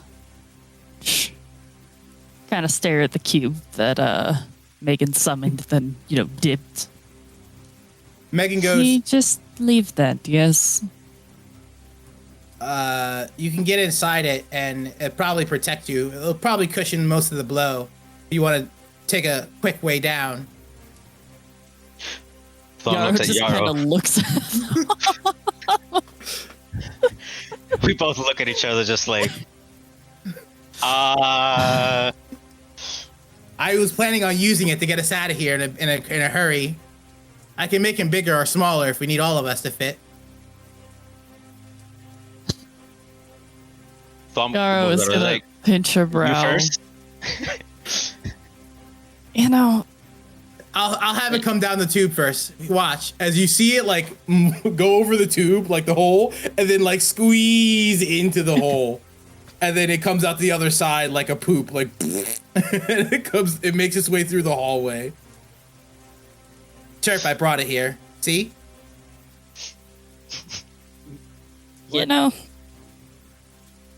Yarrow's just gonna kind of walk over to the edge of the hole, look down. I'm down the ladder. Get that away from me. What the fuck? How come? Yeah, you're right. You are down the ladder, so you are in fact over here. Oh my god, I forgot about. Oh my god, whatever. It's fine. I guess if I die, I die. And she'll jump. Thumb's gonna follow suit stylishly. Yeah, it's a lot easier to get down than it is going back up, especially because you put the rope down or whatever. You guys slide back down. And you guys are here in front of the cube. Megan's like, guys, get in the cube. We're gonna take the short way down. Thumb just Everyone sighs in the and just cube. they're like, all right, somersaulting. You get in the cube. You gotta hold your breath. Meghan gets in with you. The Aarakocra gets in with you. You guys all get in the gelatinous cube ooze slime, and you guys jump all the way down to the bottom. And as you hit the bottom, the cube dissipates and turns into water. Meghan is looking at you guys. Chirp, you make your way down. And we are out of combat. And that is where we'll take our break. Back to it. You guys in the chest find 215 gold pieces, 2 emeralds worth 100 gold pieces each, a bone, a scroll of lesser restoration, and a ring.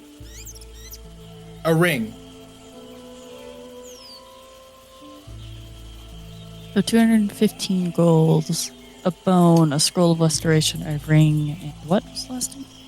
2 emeralds worth 100 gold pieces. Each or in total? In total.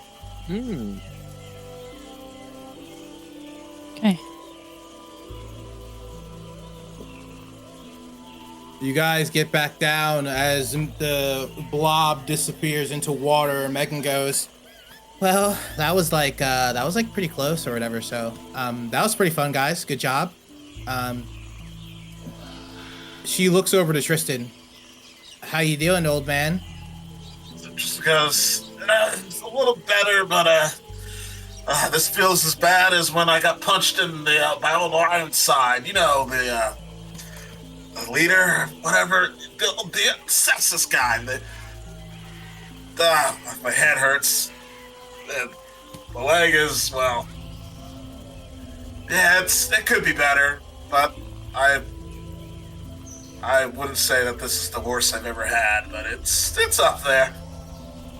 At this point, Tristan, your leg is healed in the sense that, you know, when you break a leg and someone sets it and puts it in a cast, technically you're good. However, you really don't have a lot of function in it. So right now, at least for the next day, you're going to need to be either carried on like a splint or in like a wheelchair. And being that we are in the middle of the jungle, that might prove to be difficult.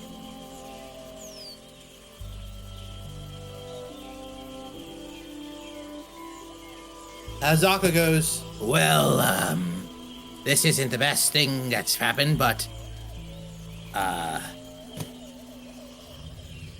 mean, once we get him back on the canoe, it should be okay to get him back safely if everything goes okay. The weather keeps. Let's head back, shall we? How are we gonna do that with Tristan here? I mean, we're gonna have to spend the next day here, at least, with a camp. And I'll go. Maybe I could take young Yarrow here. We can both go hunting, grab some forage, grab some food and some tree. Maybe build something quick for her. I'm not sure. Erin nods. She's like, I can offer my forage and hunting skills as needed, yes. Meghan goes, right, so like, I guess I'll just stay here with like Tristan or whatever, and you guys can do whatever you're doing in the jungle, but maybe I should probably go with you. I am looking for some plants too, so I'll probably come. Thwamp, you want to stay here with Tristan? Yeah, I was planning on that. You guys are much better at all that. How about you, Chirp? You want to come?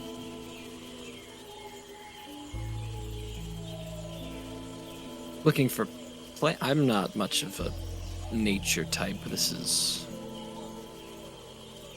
beyond me. I mean, if everyone's going, then I suppose I can tag along, but I don't think Now, why don't you stay back then?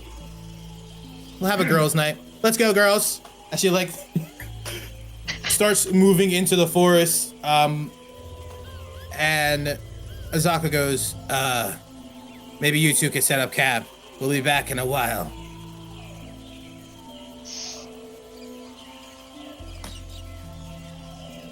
Chirp shrugs and starts. Thwamp will, rotate between checking up on Tristan and helping out with the camp. All right. Day 1.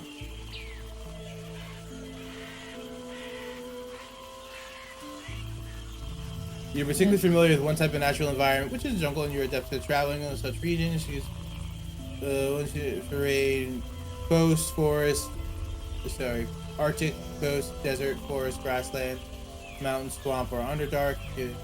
So yours would be forest, I'm assuming, correct? Yep, correct. When you make it a wisdom or intelligence check related, your favorite terrain, your proficiency bonus doubled. Yeah, we already discussed this. So you have really high proficiencies. And then the group can't get lost. Okay, unless it's magical. Now I will say, you guys, if you look on the map, you are not in the green zone, so there is a magical effect happening wherever you're at right now. Right. But so we'll split this. Thwamp, Tristan, and Chirp. Why don't you guys give me survival checks? Tristan, instead of survival, give me a perception, just so you can just keep an eye out as you're like, you're standing up straight. For the better part, you're okay, but you can't walk. So 2 survivals and a perception from the boys. Survival. Oof.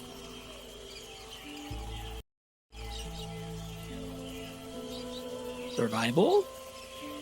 Yeah, you know, I mean, you guys are, you do the like super duper bare minimum. You got a perimeter set up, you got your logs, your campfire, but it's wet, so you don't know how to do it.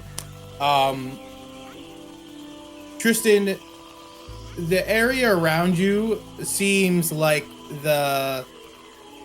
directly in your area seems like there is, as you're sitting on the ground, you feel a slight stench or feel with your paladin nature of corruption starting to like assimilate to a certain area. Like you see as these dead bodies are like, you know, just sitting around, you see like, you feel like almost like a force, a miasmic force going towards the slowly glowing towards the dead pterafolk body with your 19 perception.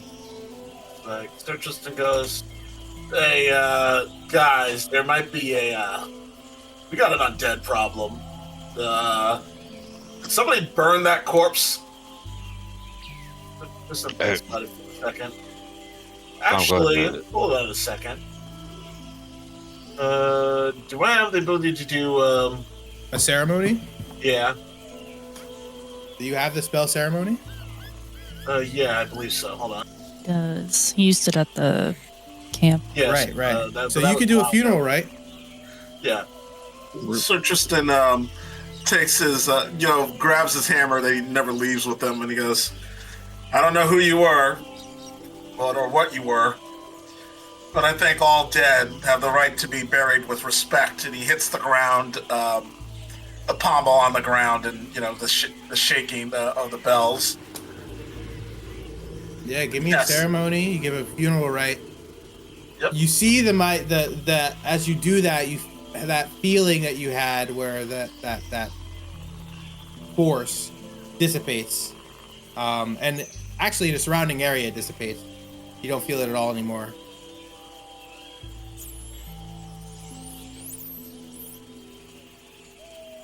Cut to Yarrow. You are out in the jungle with Meghan and Azaka. Survival checks. You're getting some from Meghan too, as well as Azaka.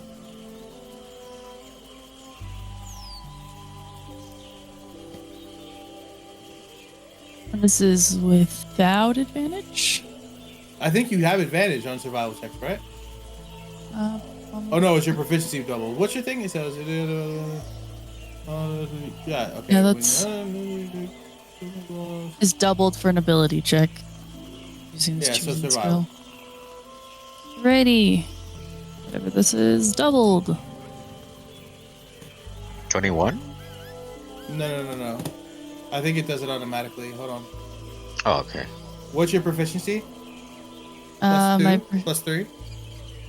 proficiency is for survival. It is 6, so that is not doubled. So yeah, so normally your survival would be plus 2, right? No, my survival normally is plus 6. No. Okay, so you have proficiency in survival, but your Yes. wisdom modifier is a plus 2, and your proficiency modifier is a plus 2, so you would have plus 4. But since your proficiency modifier is plus 2, it's doubled, so it's 4. And so with your wisdom and your proficiency, that gives you 6. Oh, okay. So it is already in there. Because your perception, which is also wisdom based, is a plus 4. But your perception is what? Then your perception should be plus 6 then, right? I gotta figure that out. Yeah, it's but like let's my just say insight, for example, is only 2. Right, exactly. Yeah. And you're not proficient I think in that. I think it. Do you think actually did big itself? you know. Yeah, it's fine. It's fine. Just keep going. We'll figure it out. Figure So it out let's later. just say, either way, your 15, maybe 17 is good enough. With the 10 and the 20 from Azaka. As you guys make your way through the forest, the food, like, there are no live, like creatures that are like worth eating. A lot of small ones. The berries are poisonous. Like, if everything seems very poisonous here, and everything that does grow seem poisonous, and everything else is like wilting and dying, like really like icky vibes, you know, like almost like a swamp, but with no water. However, you are able to come across a pretty decent sized tree that can be cut down relatively easy as Azaka takes out her an axe and just starts chopping away at the tree, asking you and Meghan to help her. Meghan finds these small, like, polka dotted pink berries as she like looks at them curiously and puts them in her bag, and she helps you guys grab whatever wood and stuff that's chopped up. And I mean, you can't get lost because of your nature's natural explorer, so you know exactly how to get back to camp. So you guys, you know, walk back to camp with the wood in tow. Well, we'll kind of look at the camp and see that they've scrapped something together. You know, it's not amazing, but it's something. It's sincere. Yeah. There's not a lot in the way of food that is safe, but we do have. I know the camp look a little not good, but I was having to flip flop between that and helping Tristan now. Okay, give me some break. Also, do we still have the Aarakocra? Yes, the Aarakocra is now. The Aarakocra before was just like chilling with the guys. Like, him and Chirp weren't doing anything. They were just sitting down. So they're just like sitting, doing nothing. He's just sitting there with he's just hanging out with Chirp. Like, We're the boys. he's sitting next to him. Clearly, this is my best friend. That being said, since they're kind of short on options, Yarrow will ritual cast Goodberry for everyone. 10 berries. She'll hand at least what they got. She'll hand at least one to others and then keep the extras around. Thank you.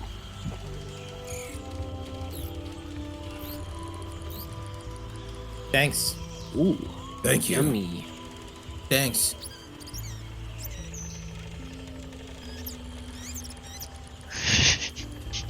Now, nighttime falls.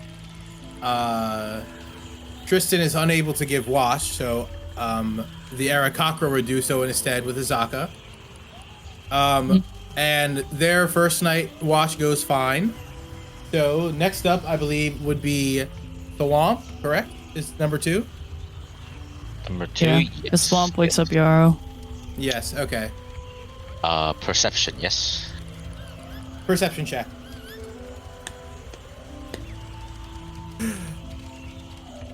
Thwamp. Something's off today. You don't know what it is, but that whole thing with the gelatinous cube falling down, that kind of got you fucked up. You kind of been wondering on why people keep making fun of your race here. Like, what the fuck, man? I'm just a bird. And you're completely distracted from the fact that there are zombies. They're not attacking you. They are like mindlessly, like in a video game when you see zombies in the distance where they don't notice you, so they're just aimlessly walking. As like you catch their eye, what do you do? As in they spot me, or Correct. Yes.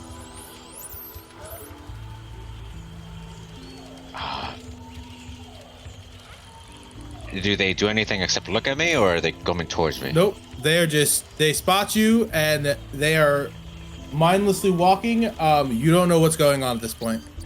But the moment is they spot you. What are you doing? I will, I guess, see if they come towards, and if they do, I'll wake everybody up. Yeah, almost not, then immediately you hear a screech as the zombie starts running towards you. In tow, you hear more screeching as 3 or 4 more zombies come running. I book it to wake everybody up. All right. Wake up, everyone. As I Lovely. 5 That's more everybody. minutes. No, I'm just kidding. on the defense now. Oh, Toji. And we're back. No, Todo. Toji's the motherfucker. Toji's the man. Yeah, Todo is my best friend. My best friend. That was funny. All right. Initiative. Everyone roll initiative. Every initiative, 1 roll. That's survival. Finish. What the hell? Initiative.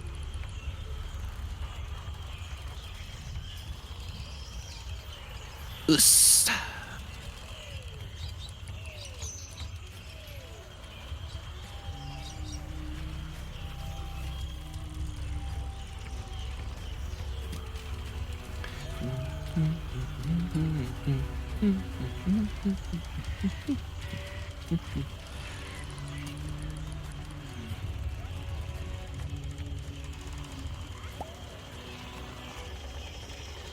I gotta get some shortcuts for Meghan.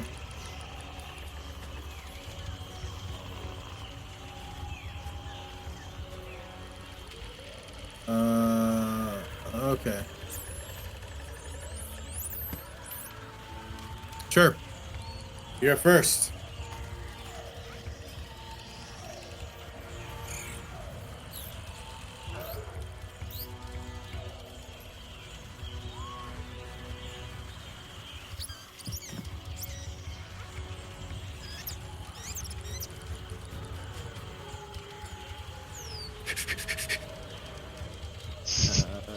She's in my way, dude. What, dude? Is it? What is my? I need to double check my range on daggers, actually. I think it's 60, right? Isn't that crazy? I thought it was 2060. Well, because it's different for the psychic blades specifically. They don't have a minimum range. Yeah, the normal range is 60 feet and no long range. Okay, so I will step out to the side and just hit the lead zombie. Hiya! Hiya, indeed. Damage? It'll be That hurts? 9 psychic damage, and then I will follow up with the offhand. Hiya! Hello? Yeah. Oh. Hiya, indeed. And that'll be 5 more psychic damage, so a total Okay. of 14 psychic damage to the lead zombo. Lead Zombo is not feeling good. You're talking about this guy, right? Yeah, just the one that's closest. Yeah. He looks really fucked up. You're lucky that wasn't sneak attack. And that'll end my turn. Tristan. Sir Tristan is like, I'm in a really bad mood, and I don't like the undead. He slams his hammer down and casts Channel Divinity, turn the undead. You hear a loud bang from his bell hammer, his chime hammer. All right. Give me turn undead.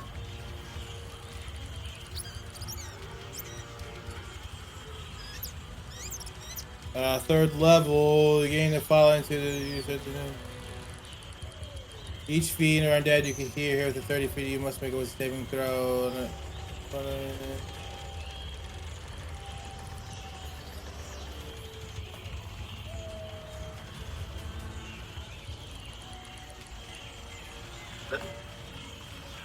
Okay.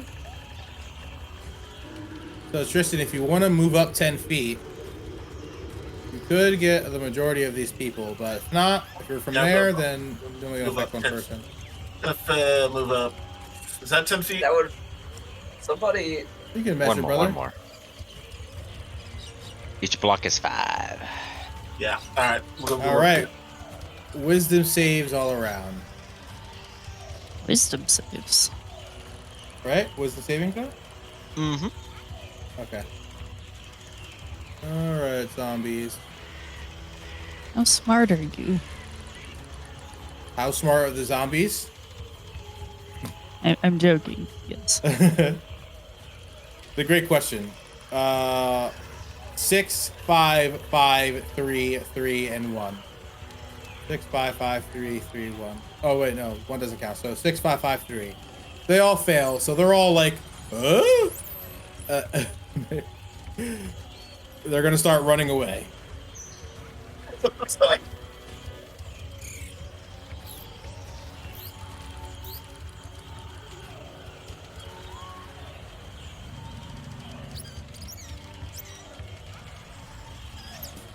Okay. Azaka is going to go, hey man, don't scare him off. I'm trying to have some fun here. She's going to go into her hybrid form. And she's going to claw. 22 with 7 slashing on the guy's back of the claw again. 24, 11 slashing as you see her take out holy water, like pull it out of her fucking her satchel as she like pours it on top of the zombie's head with her mouth as she's like clawing the top of the zombie's head as it's just being ripped off.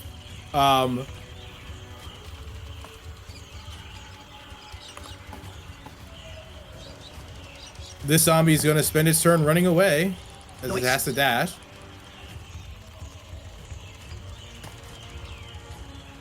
This zombie does not, so it starts running towards Tristan. Thwamp, you're up. I see that one running towards him. I will intercept. Right here. Okay. And Yeah, that hits. 6 Okay. bludgeoning force. Boom, boom. And then we go for a kick to the chin, to the shin. Uh-huh, that hits. 6 bludgeoning. His shin. Shin. I mean, he's looking pretty hurt. The unarmed strike didn't do as much damage, but it definitely did damage. Yes, and that action, bonus action. Yeah, that. And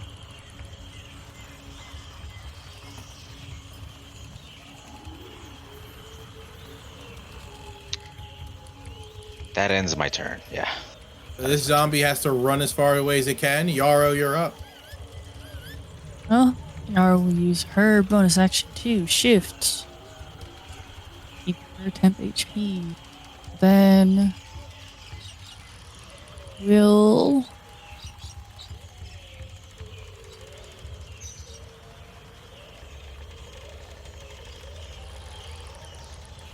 draw the bow.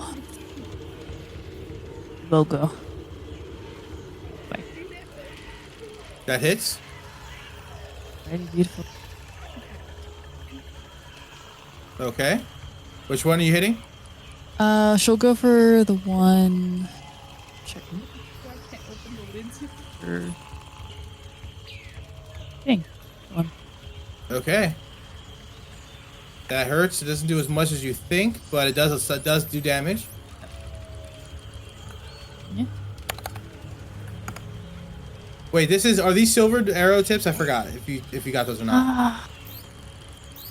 I think so because I wrote it in the party fund that we bought 50 of them when we also Yes, bought that's what I thought. Yes. Okay, Yes. keep track of those. So you're using your Default. silver arrows, so that would be then it does the normal amount of damage you would expect.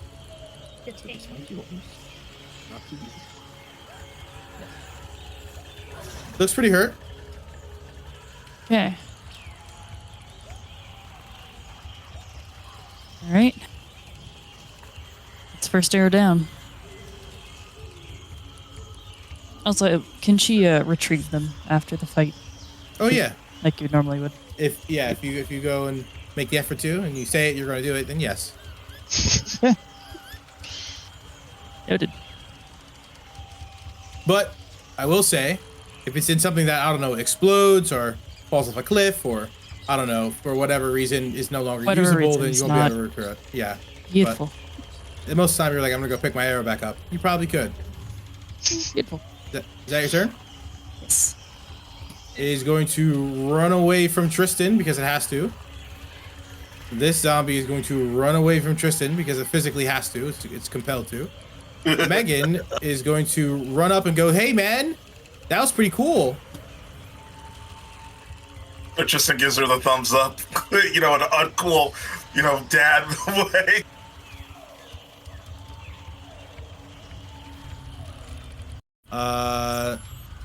She is going to,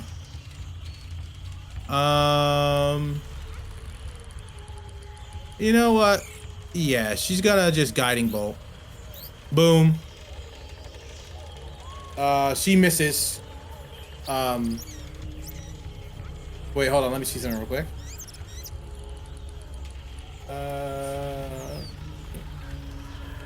No. Nope. Yeah, she misses. That'll be her turn. Chirp. Yeah. Boop. Hey, buddy. Catch. That hits. And a sneak attack because engaged Oof, with Thwamp. yes. Oh, goodness. 14 psychic damage for the first one. Hey, healthy. Oh, that hurts. Just hurts? Alright, great. Well, then hopefully... that hits. Okay, sure. All right, and he's done.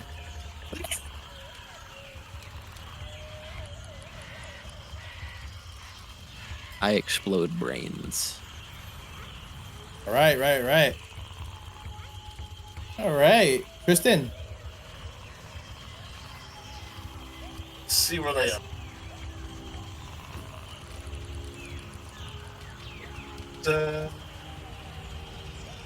That one's dead.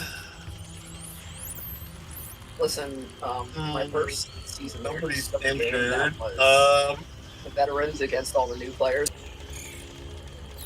She said, Guess I'm figure it out. gonna. Can I dash? 'Cause it's only like 20 We feet, did right? not figure it out. We Yes. lost by a lot. Let's see. Let's do a measurement.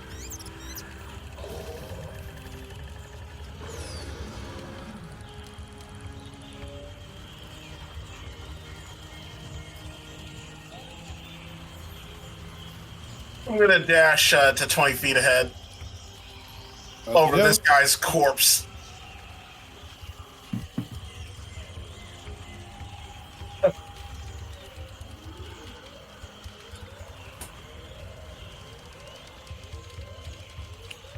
Sounds good. I don't think there's anything else I can do, so in my turn. Okay.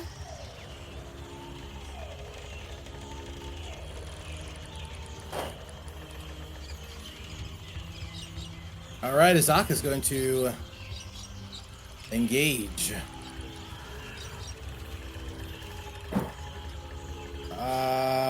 She slashes this one down as she's able to tear it apart. This zombie's gone. This zombie's gone. Thwamp, you're up. Thwamp is gonna go towards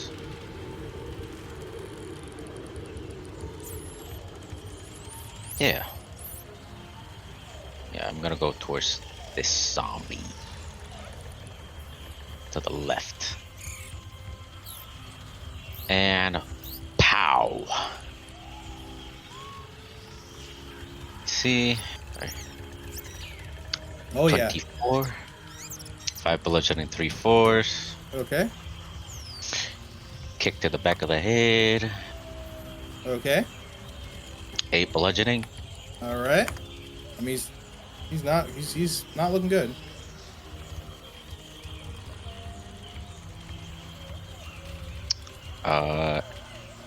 Yeah, that's the end of my turn.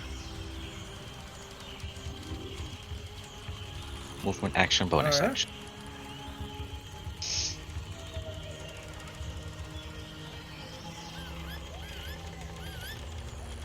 I guess it's this one. This zombie's engaged, so he's going to attack. Slam. 17. That matches 6 bludgeoning. Yeah. 18. That hits 5 bludgeoning. 5 bludgeoning. Doom. Yep. Right there. All right, Yarrow, you're up. All right, next silvered arrow is going. It's going.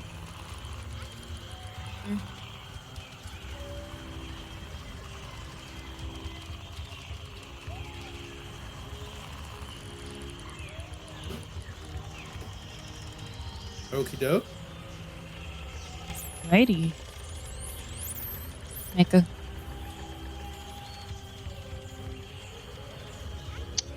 Okay. All right. Here's- Which one did you hit? The one in the very far back, kind of closest to Zaka. Yeah. Or this one?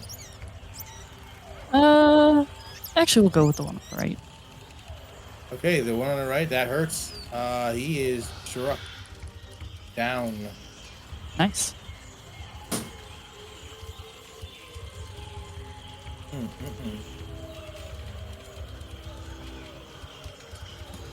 All right, this one is still compelled to flee as he has been touched. Meghan is going to guiding bolt it.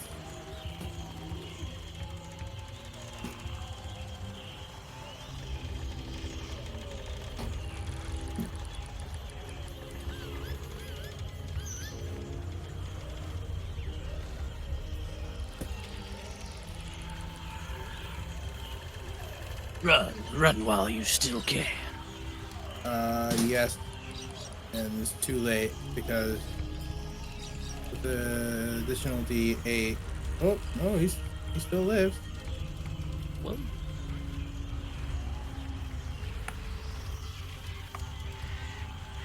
Okay. Chirp.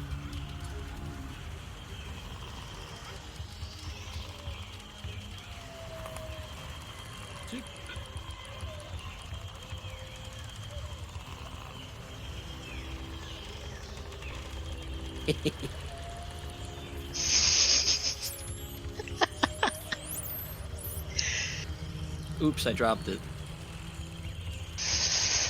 Into the back of your skull. That hits. 7 damage. All right. Which one is this one or the one with Thwamp? The running one, the one separated from Thwamp. Okay. Yeah, he's done. Oh, see if this one's in range. Offhand. Oh, yeah. God, I'm rolling hot right now. Jesus. Wrong one. How do you finish the last one off? Ah, yes. So, as Thwamp is laying the beat down, I want to time the second dagger to line up with his punch so that Thwamp thinks he killed it. Okay. Does Swamp heal off that, or?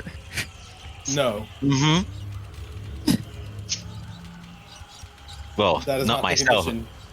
but it Just- in any normal just circumstance. Okie doke. You throw your blade as Thwamp makes his lands his punch. As you guys are out of combat.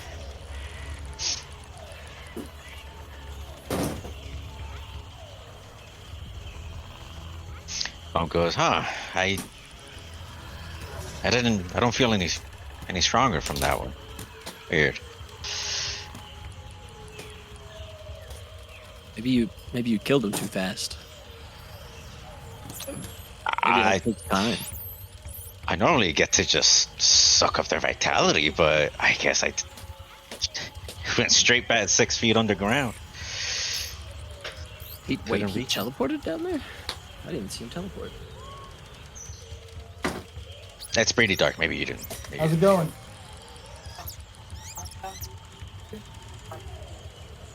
Oh my goodness, I'm sorry to hear that. Ooh.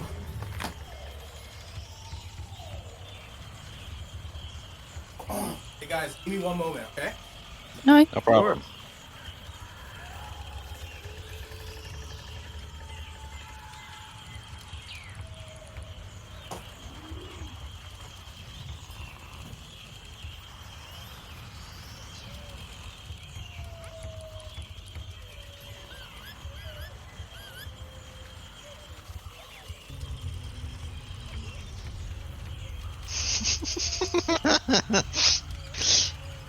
Brazilian Jiu-Jitsu, the humble art of folding clothes while people are still in them.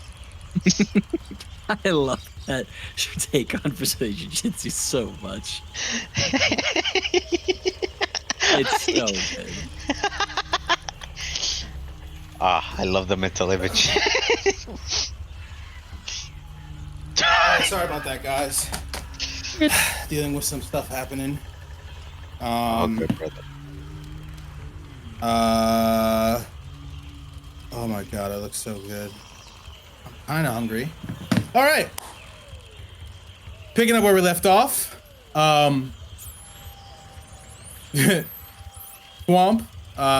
you kind of explained that I kind of was lost in thought, and this become pretty routine for you, brother. You might want to start paying attention while you're doing your watch. But essentially, you got caught off guard, and everyone is like, okay, whatever, and you guys go back to rest, and you get a full night's rest. The next day has come, so why don't we do Chirp 1d8. One whole D8. Not even a half a D8. 1d8. 4. 4! Oh my goodness! On this day, the weather is perfect. It's gorgeous. 70 degrees. It is clear skies. And because it's clear skies, you guys see in the distance what looks like a flying rock floating above a giant basin. It's literally in the air. You can see it. Maybe it would look like if you were, say you walked outside your house, in the distance you see a mountain. Instead of a mountain, it's a flying rock in the air floating. Below it a crater. And then to the west you see what looks like a pyramid made of marble stone going upward, with a beacon of shining platinum at the top. Thump is mapping out. Is like, okay, what the fuck is this? It's Tristan, just raises his hand and goes, "Hey, Azaka, you're a local here. Is that normal?" He points to the. Azaka goes, I don't think I've ever seen this before. What the hell is that? The Aarakocra goes, that is the heart of Ubtao. It is a place that is sacred to the Aldani Basin. There, though, that is Vorn. A god is said to live there for those who could see it and get to it. Apparently he answers questions. Interesting. You must be divinely chosen. So Tristan goes, well, I mean once before, but this is Not you, human. The chosen one here, as he points to Chirp.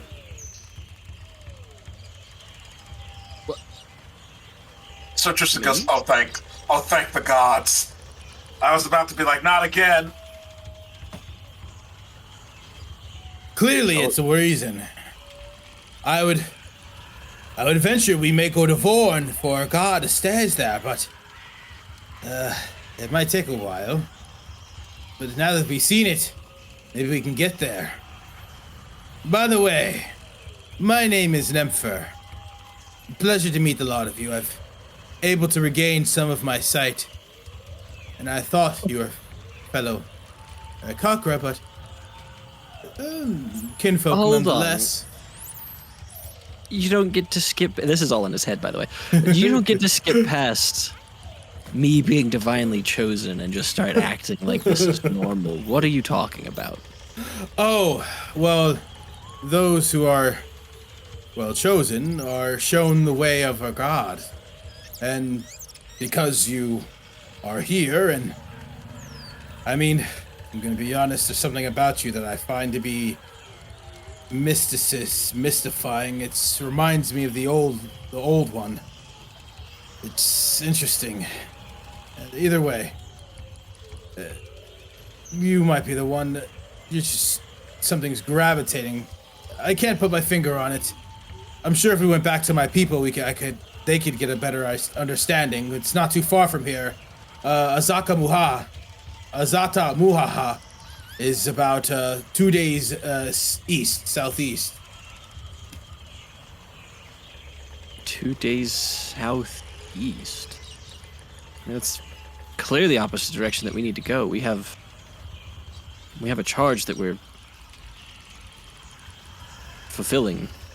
I mean, you were a pleasant byproduct of that charge, but we do have a task to fulfill. Oh,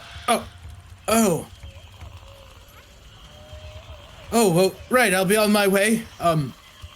What can I call you guys? Listen, Ghost, we're the Grim Guard. At your service. Grim Guard, if you're ever in the area, he marks on your map.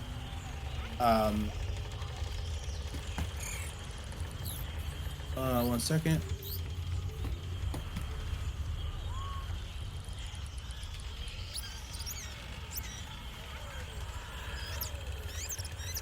Come by and say hello.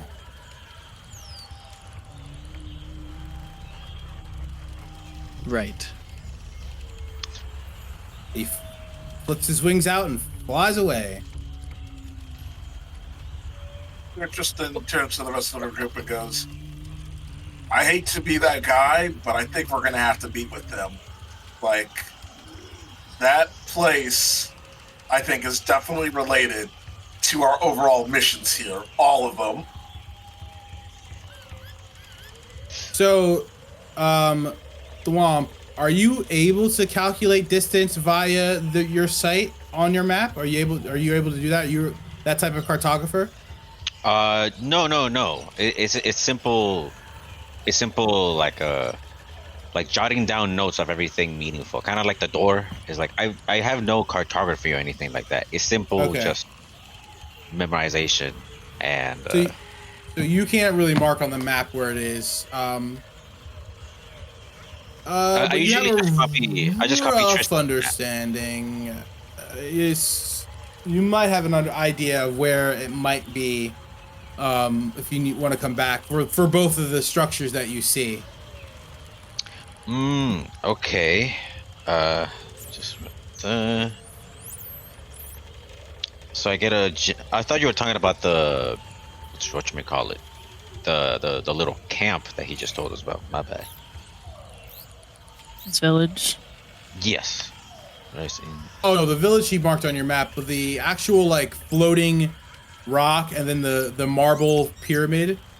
There are very far distances, but since they're so big, you could see them. But I was asking if you're able to mark them on the map, because if you're not, then you're gonna, you're not gonna be able to get back unless, unless you have a marked of a general area. Basically, area mark. Like I'm trying to okay, north, east, west, like that. Right. So to the south of where you're standing, right, you see the flying rock, floating rock, and to the west of where you're standing, you see the marble temple. So okay, south of Firefinger. Pyramid, I should say. Yeah. Big floating rock. Mm-hmm. And we're talking CK, not ROK. ROC, right? Big Yeah, like a CK, rock. like a giant, big old. It's like a mountain-sized rock, And not but big bird. floating. Not a big bird. Jesus. Okay. Yeah, I was like, oh no, not a fucking rock. Play too much RO crap for this shit. Big floating rock.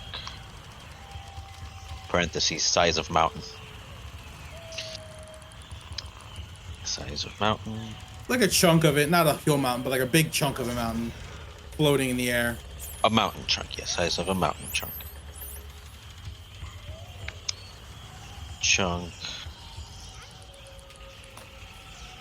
in the mid-air. And it was, okay, that was south, and you said it was east? The other one was That makes east, correct. I'm sorry, west. West. Okay. West of Firefinger.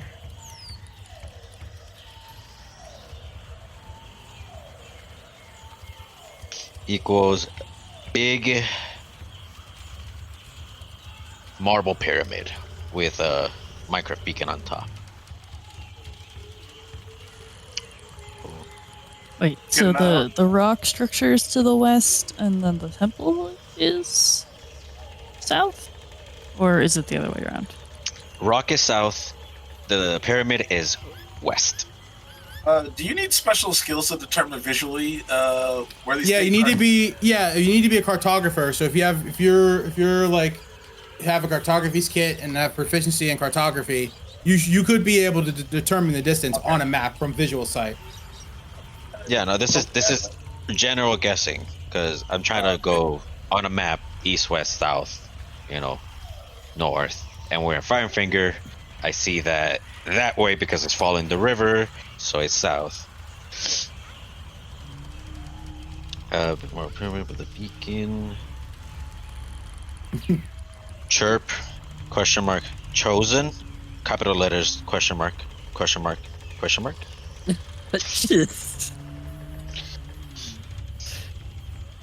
So Tristan's just happy he's not the chosen one again.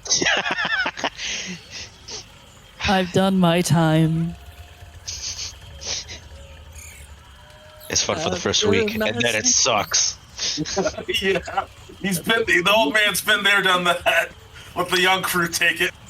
And he named these places, right? Vorn?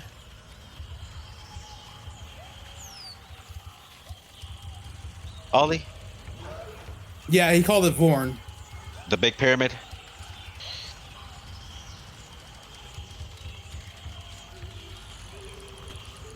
He called the big pyramid Vorn, right? Yeah, Okay, correct. and he that's named to the big that's to rock? the west.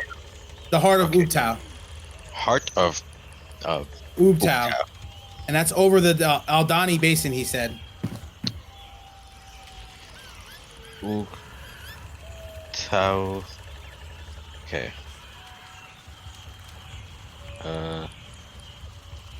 Heart of Ubtao.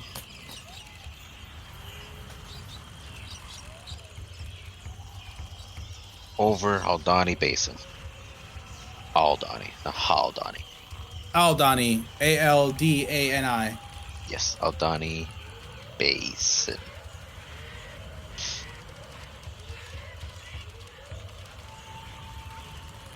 Vorn was there.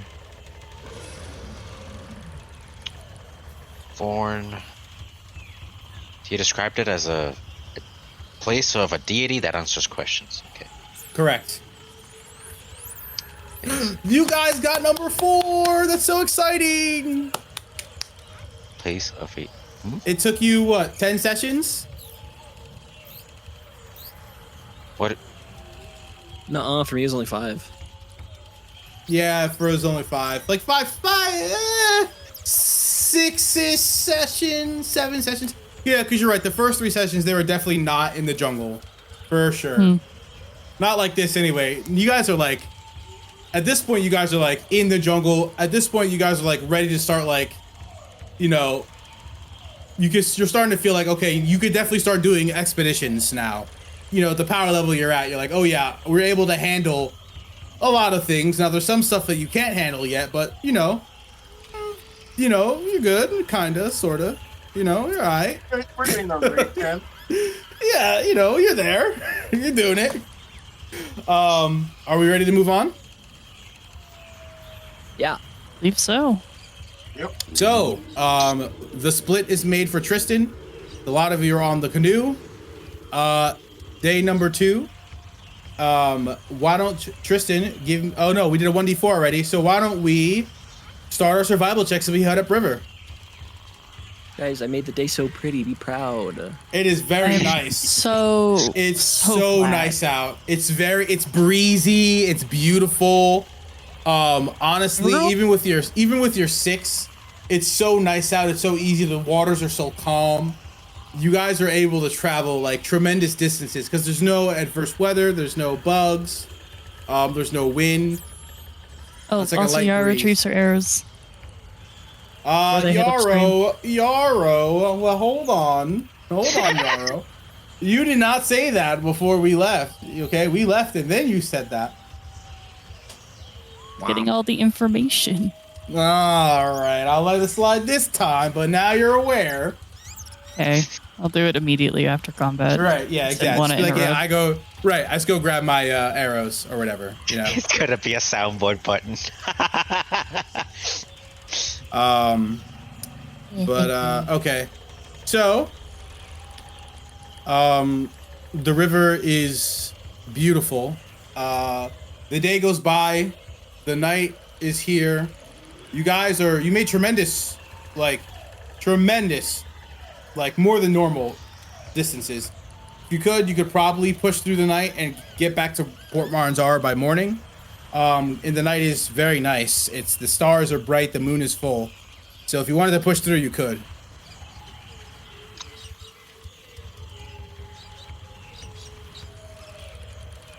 If we're that close to the port, Yeah, I think we could get away with pushing through. yeah. Nods. You're making immense progress. Survival checks all around, then.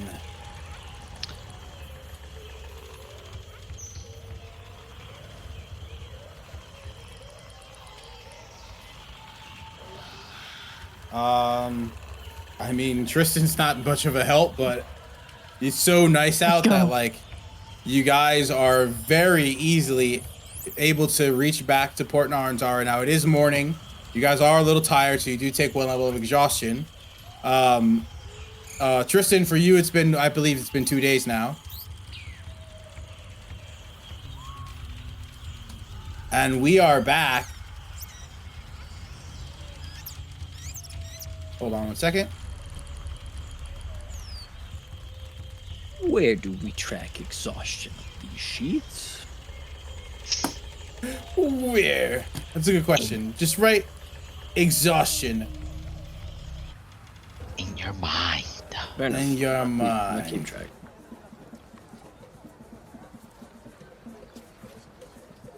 I'm honestly kind of surprised there isn't a spot on the sheet for exhaustion. I agree. Yeah. Damn Like, it's not wizards. just this character sheet either. It's I think the majority of them. majority of them don't have it.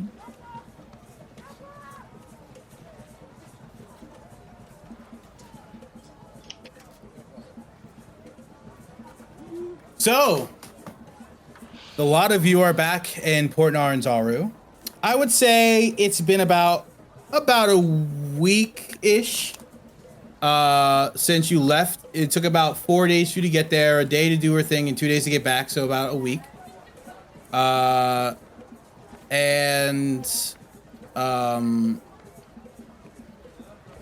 Well, the priest of Tamora says, hey, your young friend's funeral's ready if you want to have it. Like, so just goes, I think that would be nice. I think we can have it. He says we're gonna be doing a sea burial, and he's gonna ask you to meet him down at the port at sunset, and he'll do a sermon, and we'll see the young man off. Artis kind of shrugs. Burials and stuff aren't her forte. So Tristan goes, just in case, bring your weapons. There's something wrong in the waters here. I hope nothing happens, but Don't need to tell me twice. I am a weapon.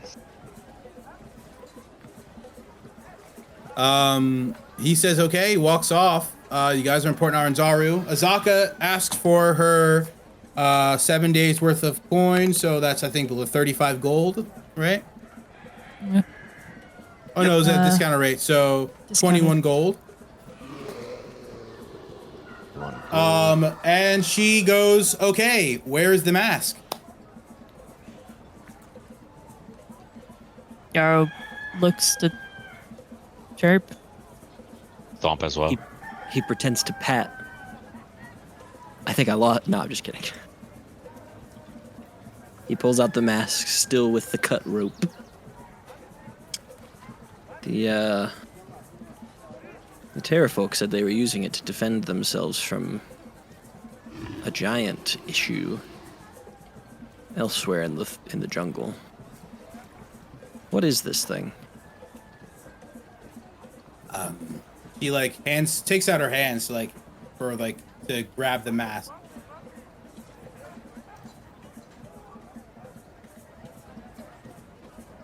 so Tristan goes, Hand out. Yeah, I'm holding it out, but not enough for her to be able to take it. So Tristan goes to the Chirp. He goes, "What's the deal here? We did have a deal here. Well, why are you not giving her the mask?" He just keeps waiting.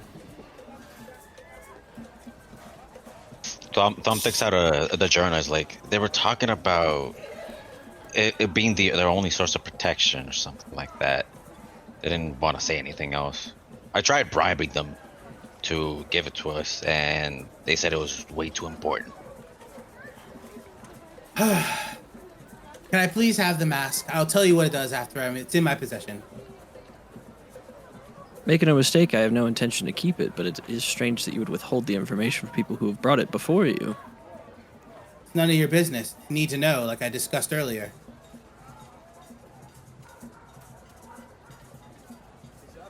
Do I get any level of an inclination that this would, in the time that I've spent with it, now that it's been in my possession, would I come to the conclusion of any variety that this could threaten the Harpers in any way? So, you holding the mask, it doesn't seem magical at all. You have a pretty good pulse on when you touch something. You can get a good idea. Usually, if something has some type of magical properties, you're not able to identify it, but for the most part, you're able to recognize that something has some type of magical or something that's along those lines. Since you having it with you, it doesn't seem like it does. Which is why it's so perplexing on why she's being so weird about this. It just seems like an ordinary mask in your possession. So you're a little confused. Between her reaction, what the pterafolk were saying, and the fact that it doesn't feel immediately magical, is there any kind of sense that I get that this is more dangerous than it was initially let on? I would say you need to give a pretty good and either insight or arcana check of your choice. Sure. To derive that information. Fine by me. Insight.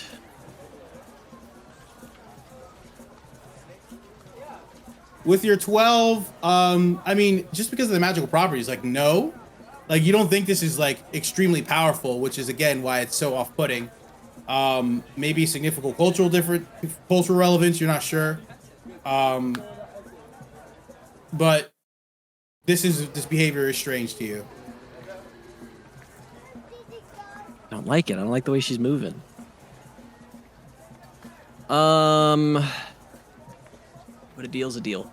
So I will place the mask in her hand, but before releasing it, I will look her dead on. And I want to get his name right. Hold on. In the voice of Oliver Green, whatever that sounds like, I will say to her, we'll be in touch.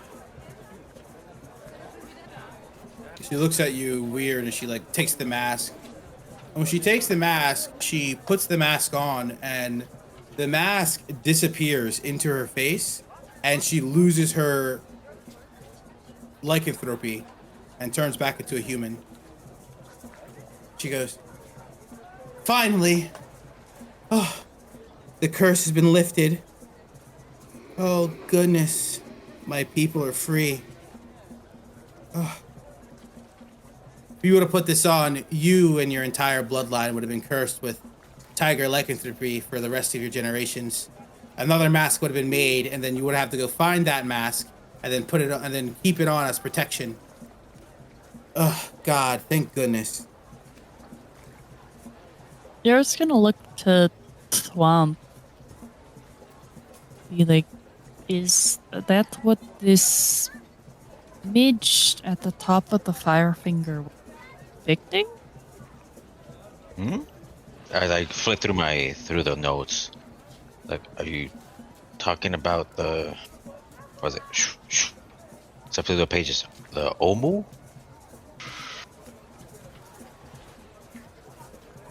Like I put the book like almost like sharing in between me and Yarrow. Like which ones are you talking about? The glyphs or the name? She's gonna nod, and then she's actually gonna look to Azaka, and she's gonna be like, "Is any of this familiar to you? You make the sound."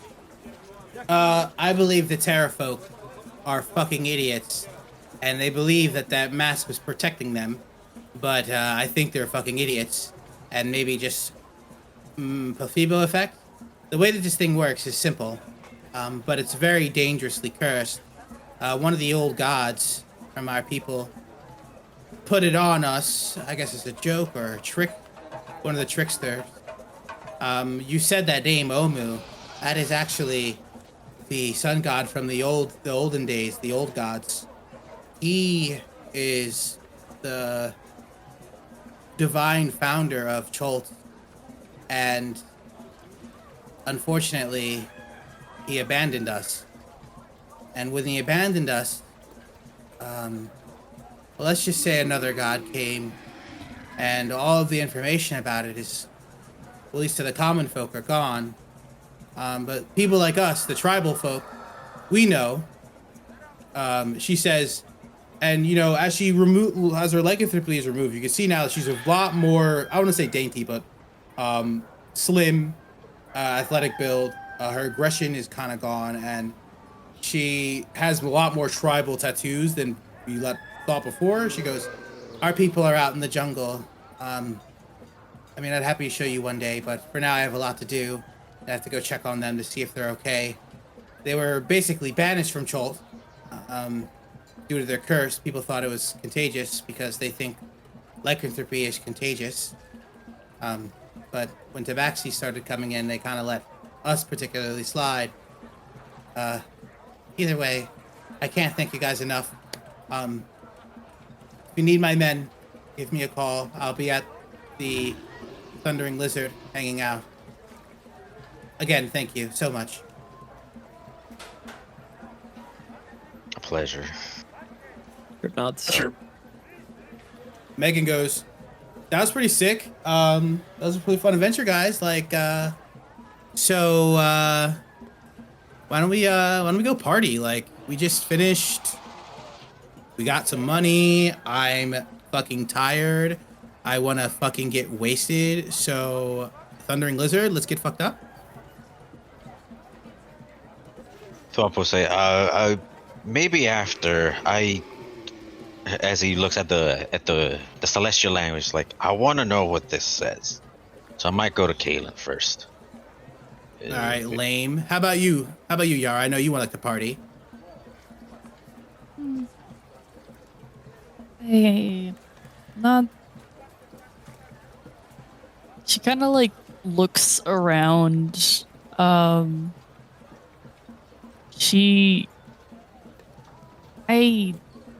don't know what you're referring to.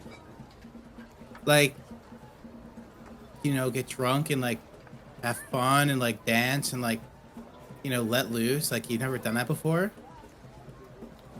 No, not really. I sometimes see the rights of like. She walks up to you and But- grabs your hands. I have to show you a good time. Yarrow, come with me. And she starts to pull you towards the thundering lizard.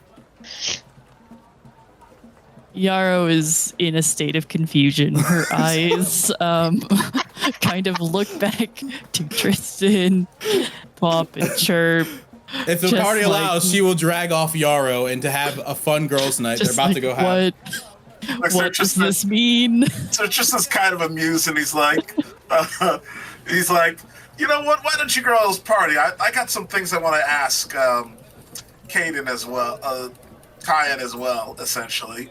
I'm interested in those ruins. Thwamp is gonna go, we'll meet you there later. Have fun. So Thwamp, Tristan you just waves.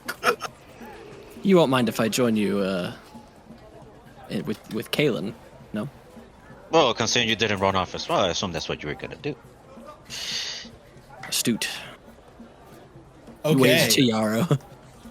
Yarrow, you get dragged off of Meghan, and she basically takes you shopping to get some like cool like nightlife attire.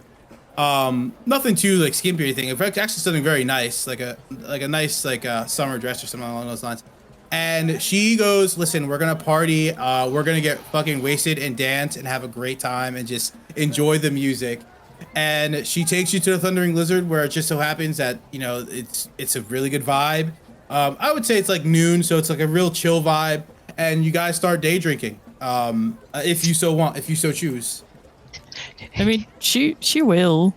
Yeah, and people are buying you. Both of you guys are both pretty, cute girls. So a bunch of guys are giving you a bunch of attention, buying you drinks. You're having a good time. Or doesn't know what to do with said attention. Yeah, she's just like, also give me just kinda, drinks. like, Okay. in this dress, Okay. like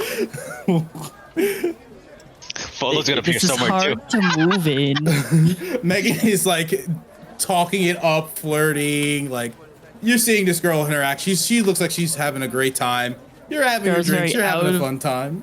Yarrow's out of her element, but people are giving her stuff, so cool, I guess. Yeah, I guess. Cut to the other guys. You meet with Kaylin in the Harper's Tower. Within the Harper's Tower, you see Kaylin.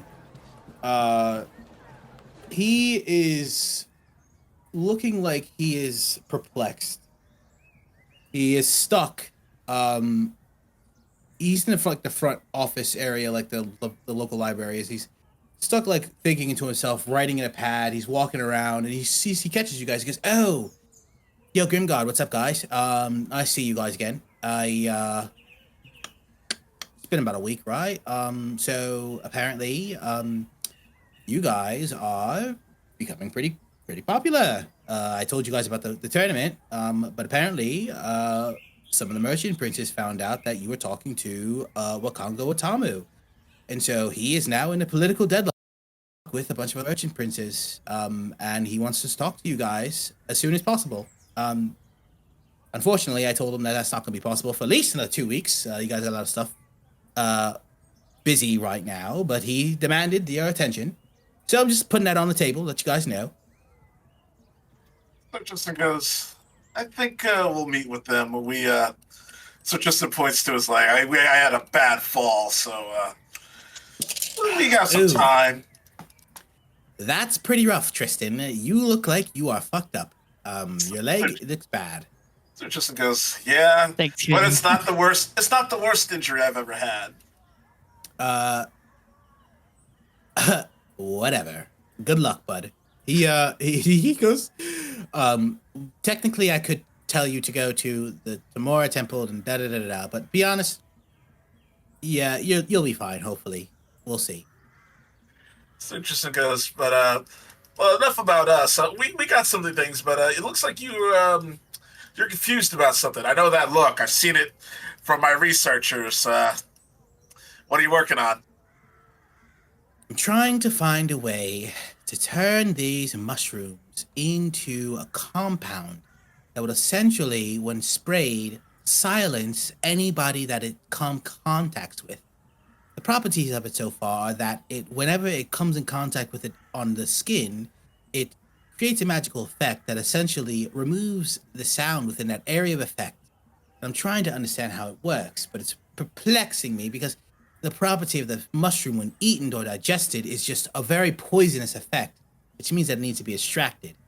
But it's hard to do that because there's not too many people in my field here. I probably have to go to the Emerald Enclave, which is not very something I want to do right now. So Tristan goes, have you aerosolized it? I've tried. You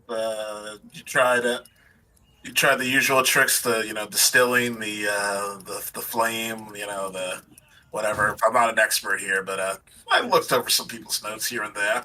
Yeah, I mean, I've done some basic distilling. I've triple distilled it at this point. That's why I've gotten to this compound here, and that's why I'm able to do my test. But listen, really, I think what I need is a solution to bind it to something, maybe like a balm or something like that, and maybe not being sprayed. If you happen to see any plants that look like this, as he gives you a picture of any a bulbous, like big, almost like a Bulbasaur looking bulb on a back. It's very sticky and a little prickly, but if you can find me something like this, please give it to me. I think this could be very useful. I'm sure we could pass it over to Yarrow, and that would be quite easy. Thwam's gonna recreate the picture on his journal. So what brings you guys to the tower? I mean, I'm sure you're busy. Sir Tristan goes, well, we found an interesting ruin in our travels there.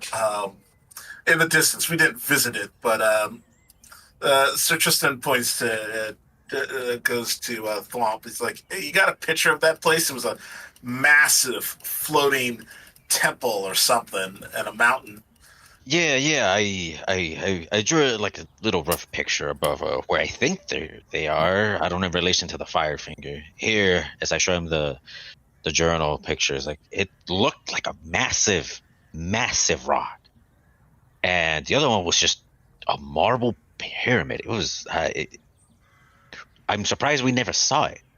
It had a beacon on it. What? A beacon? Are you kidding me right now? Thwamp looks at Tristan, and Trevor's like, no. We all saw it. Yeah? I mean, I don't... That's crazy, man.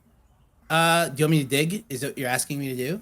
Sir Tristan goes, nods. Yeah, we were wondering if the Harpers have any information on it. It was clearly magical, and if it's not magical, there's something supernatural going on there. It is. And there's a lot of it. We don't know the exact area. It was kind of a guesstimate. I'm not an expert in that type of field. Sir Tristan goes, but what was it called again? The big rock was the Heart of Ukta. And the big pyramid was called Thorn. At least that's what Nympher. Oh yeah, and Nerakaka that we met. Yeah, Nympher said that. Nympher, yes. All right. So that's pretty cool. You guys are getting busy, I guess. I will research that for you, I guess. I'll put this on hold then, as he puts the extract into his satchel. I mean, it is interesting, and you do need that information. So I'll dig a little bit on the Heart of Ubtao and Thorn. Do you want this to be privy, or what are we doing here? What level of access is this? Like, so Tristan goes, I think sooner or later we're gonna have to deal with this. So I think we might have to make it open. It's big. It's big. I don't think we can hide this. So information that's willingly I can use to gain information is what I'm asking. Yeah, go ahead and tell them that we found something in a jungle like this. I don't think we can hide this. It was massive. All right, I'll do so. However, on the opposite end of that, I couldn't really. I found when we went to that big, what was it? Firefinger Tower for the little contract that we had. We went to the very top, and it's spewing out flames and everything. And I went in as I flipped through my journal to the glyphs, and I spotted. I don't know what it says, but I recognize that it was celestial. I spotted this as I show him the journal. I don't know if you can translate it. Holy shit! I mean, I can't read celestial, but this is an incredible equation. Oh my goodness! What the? As he may I? As he grabs the journal. Go ahead. He rips out the page. I'm gonna take this and I'm going to give this to somebody I know. I think she's really good with this type of stuff, and she's kind of hot. So, before you go, let me make another copy of it in mine in case something happens to that one. As I just do it again, just. All right, you're good to go. Take the page. Thank you so much. This is an incredible glyph. I can't read it, but it looks complex. Do you want to know what it? I don't know what it did. What did it do? The same room that I found the glyph. We found two names. It was not two names though. A name, Omu. We talked to Azak about it. Apparently, it was an old god that left. And there was almost like a source of fire, like a small sun, or like a small floating source of fire, which is where the fire from the tower spews out. Interesting. And that's where the glyphs were at. I again don't know what they do, but they seem significant enough that maybe you'll do something with it. Sounds like an adventure. And that is where we're going to end for this session.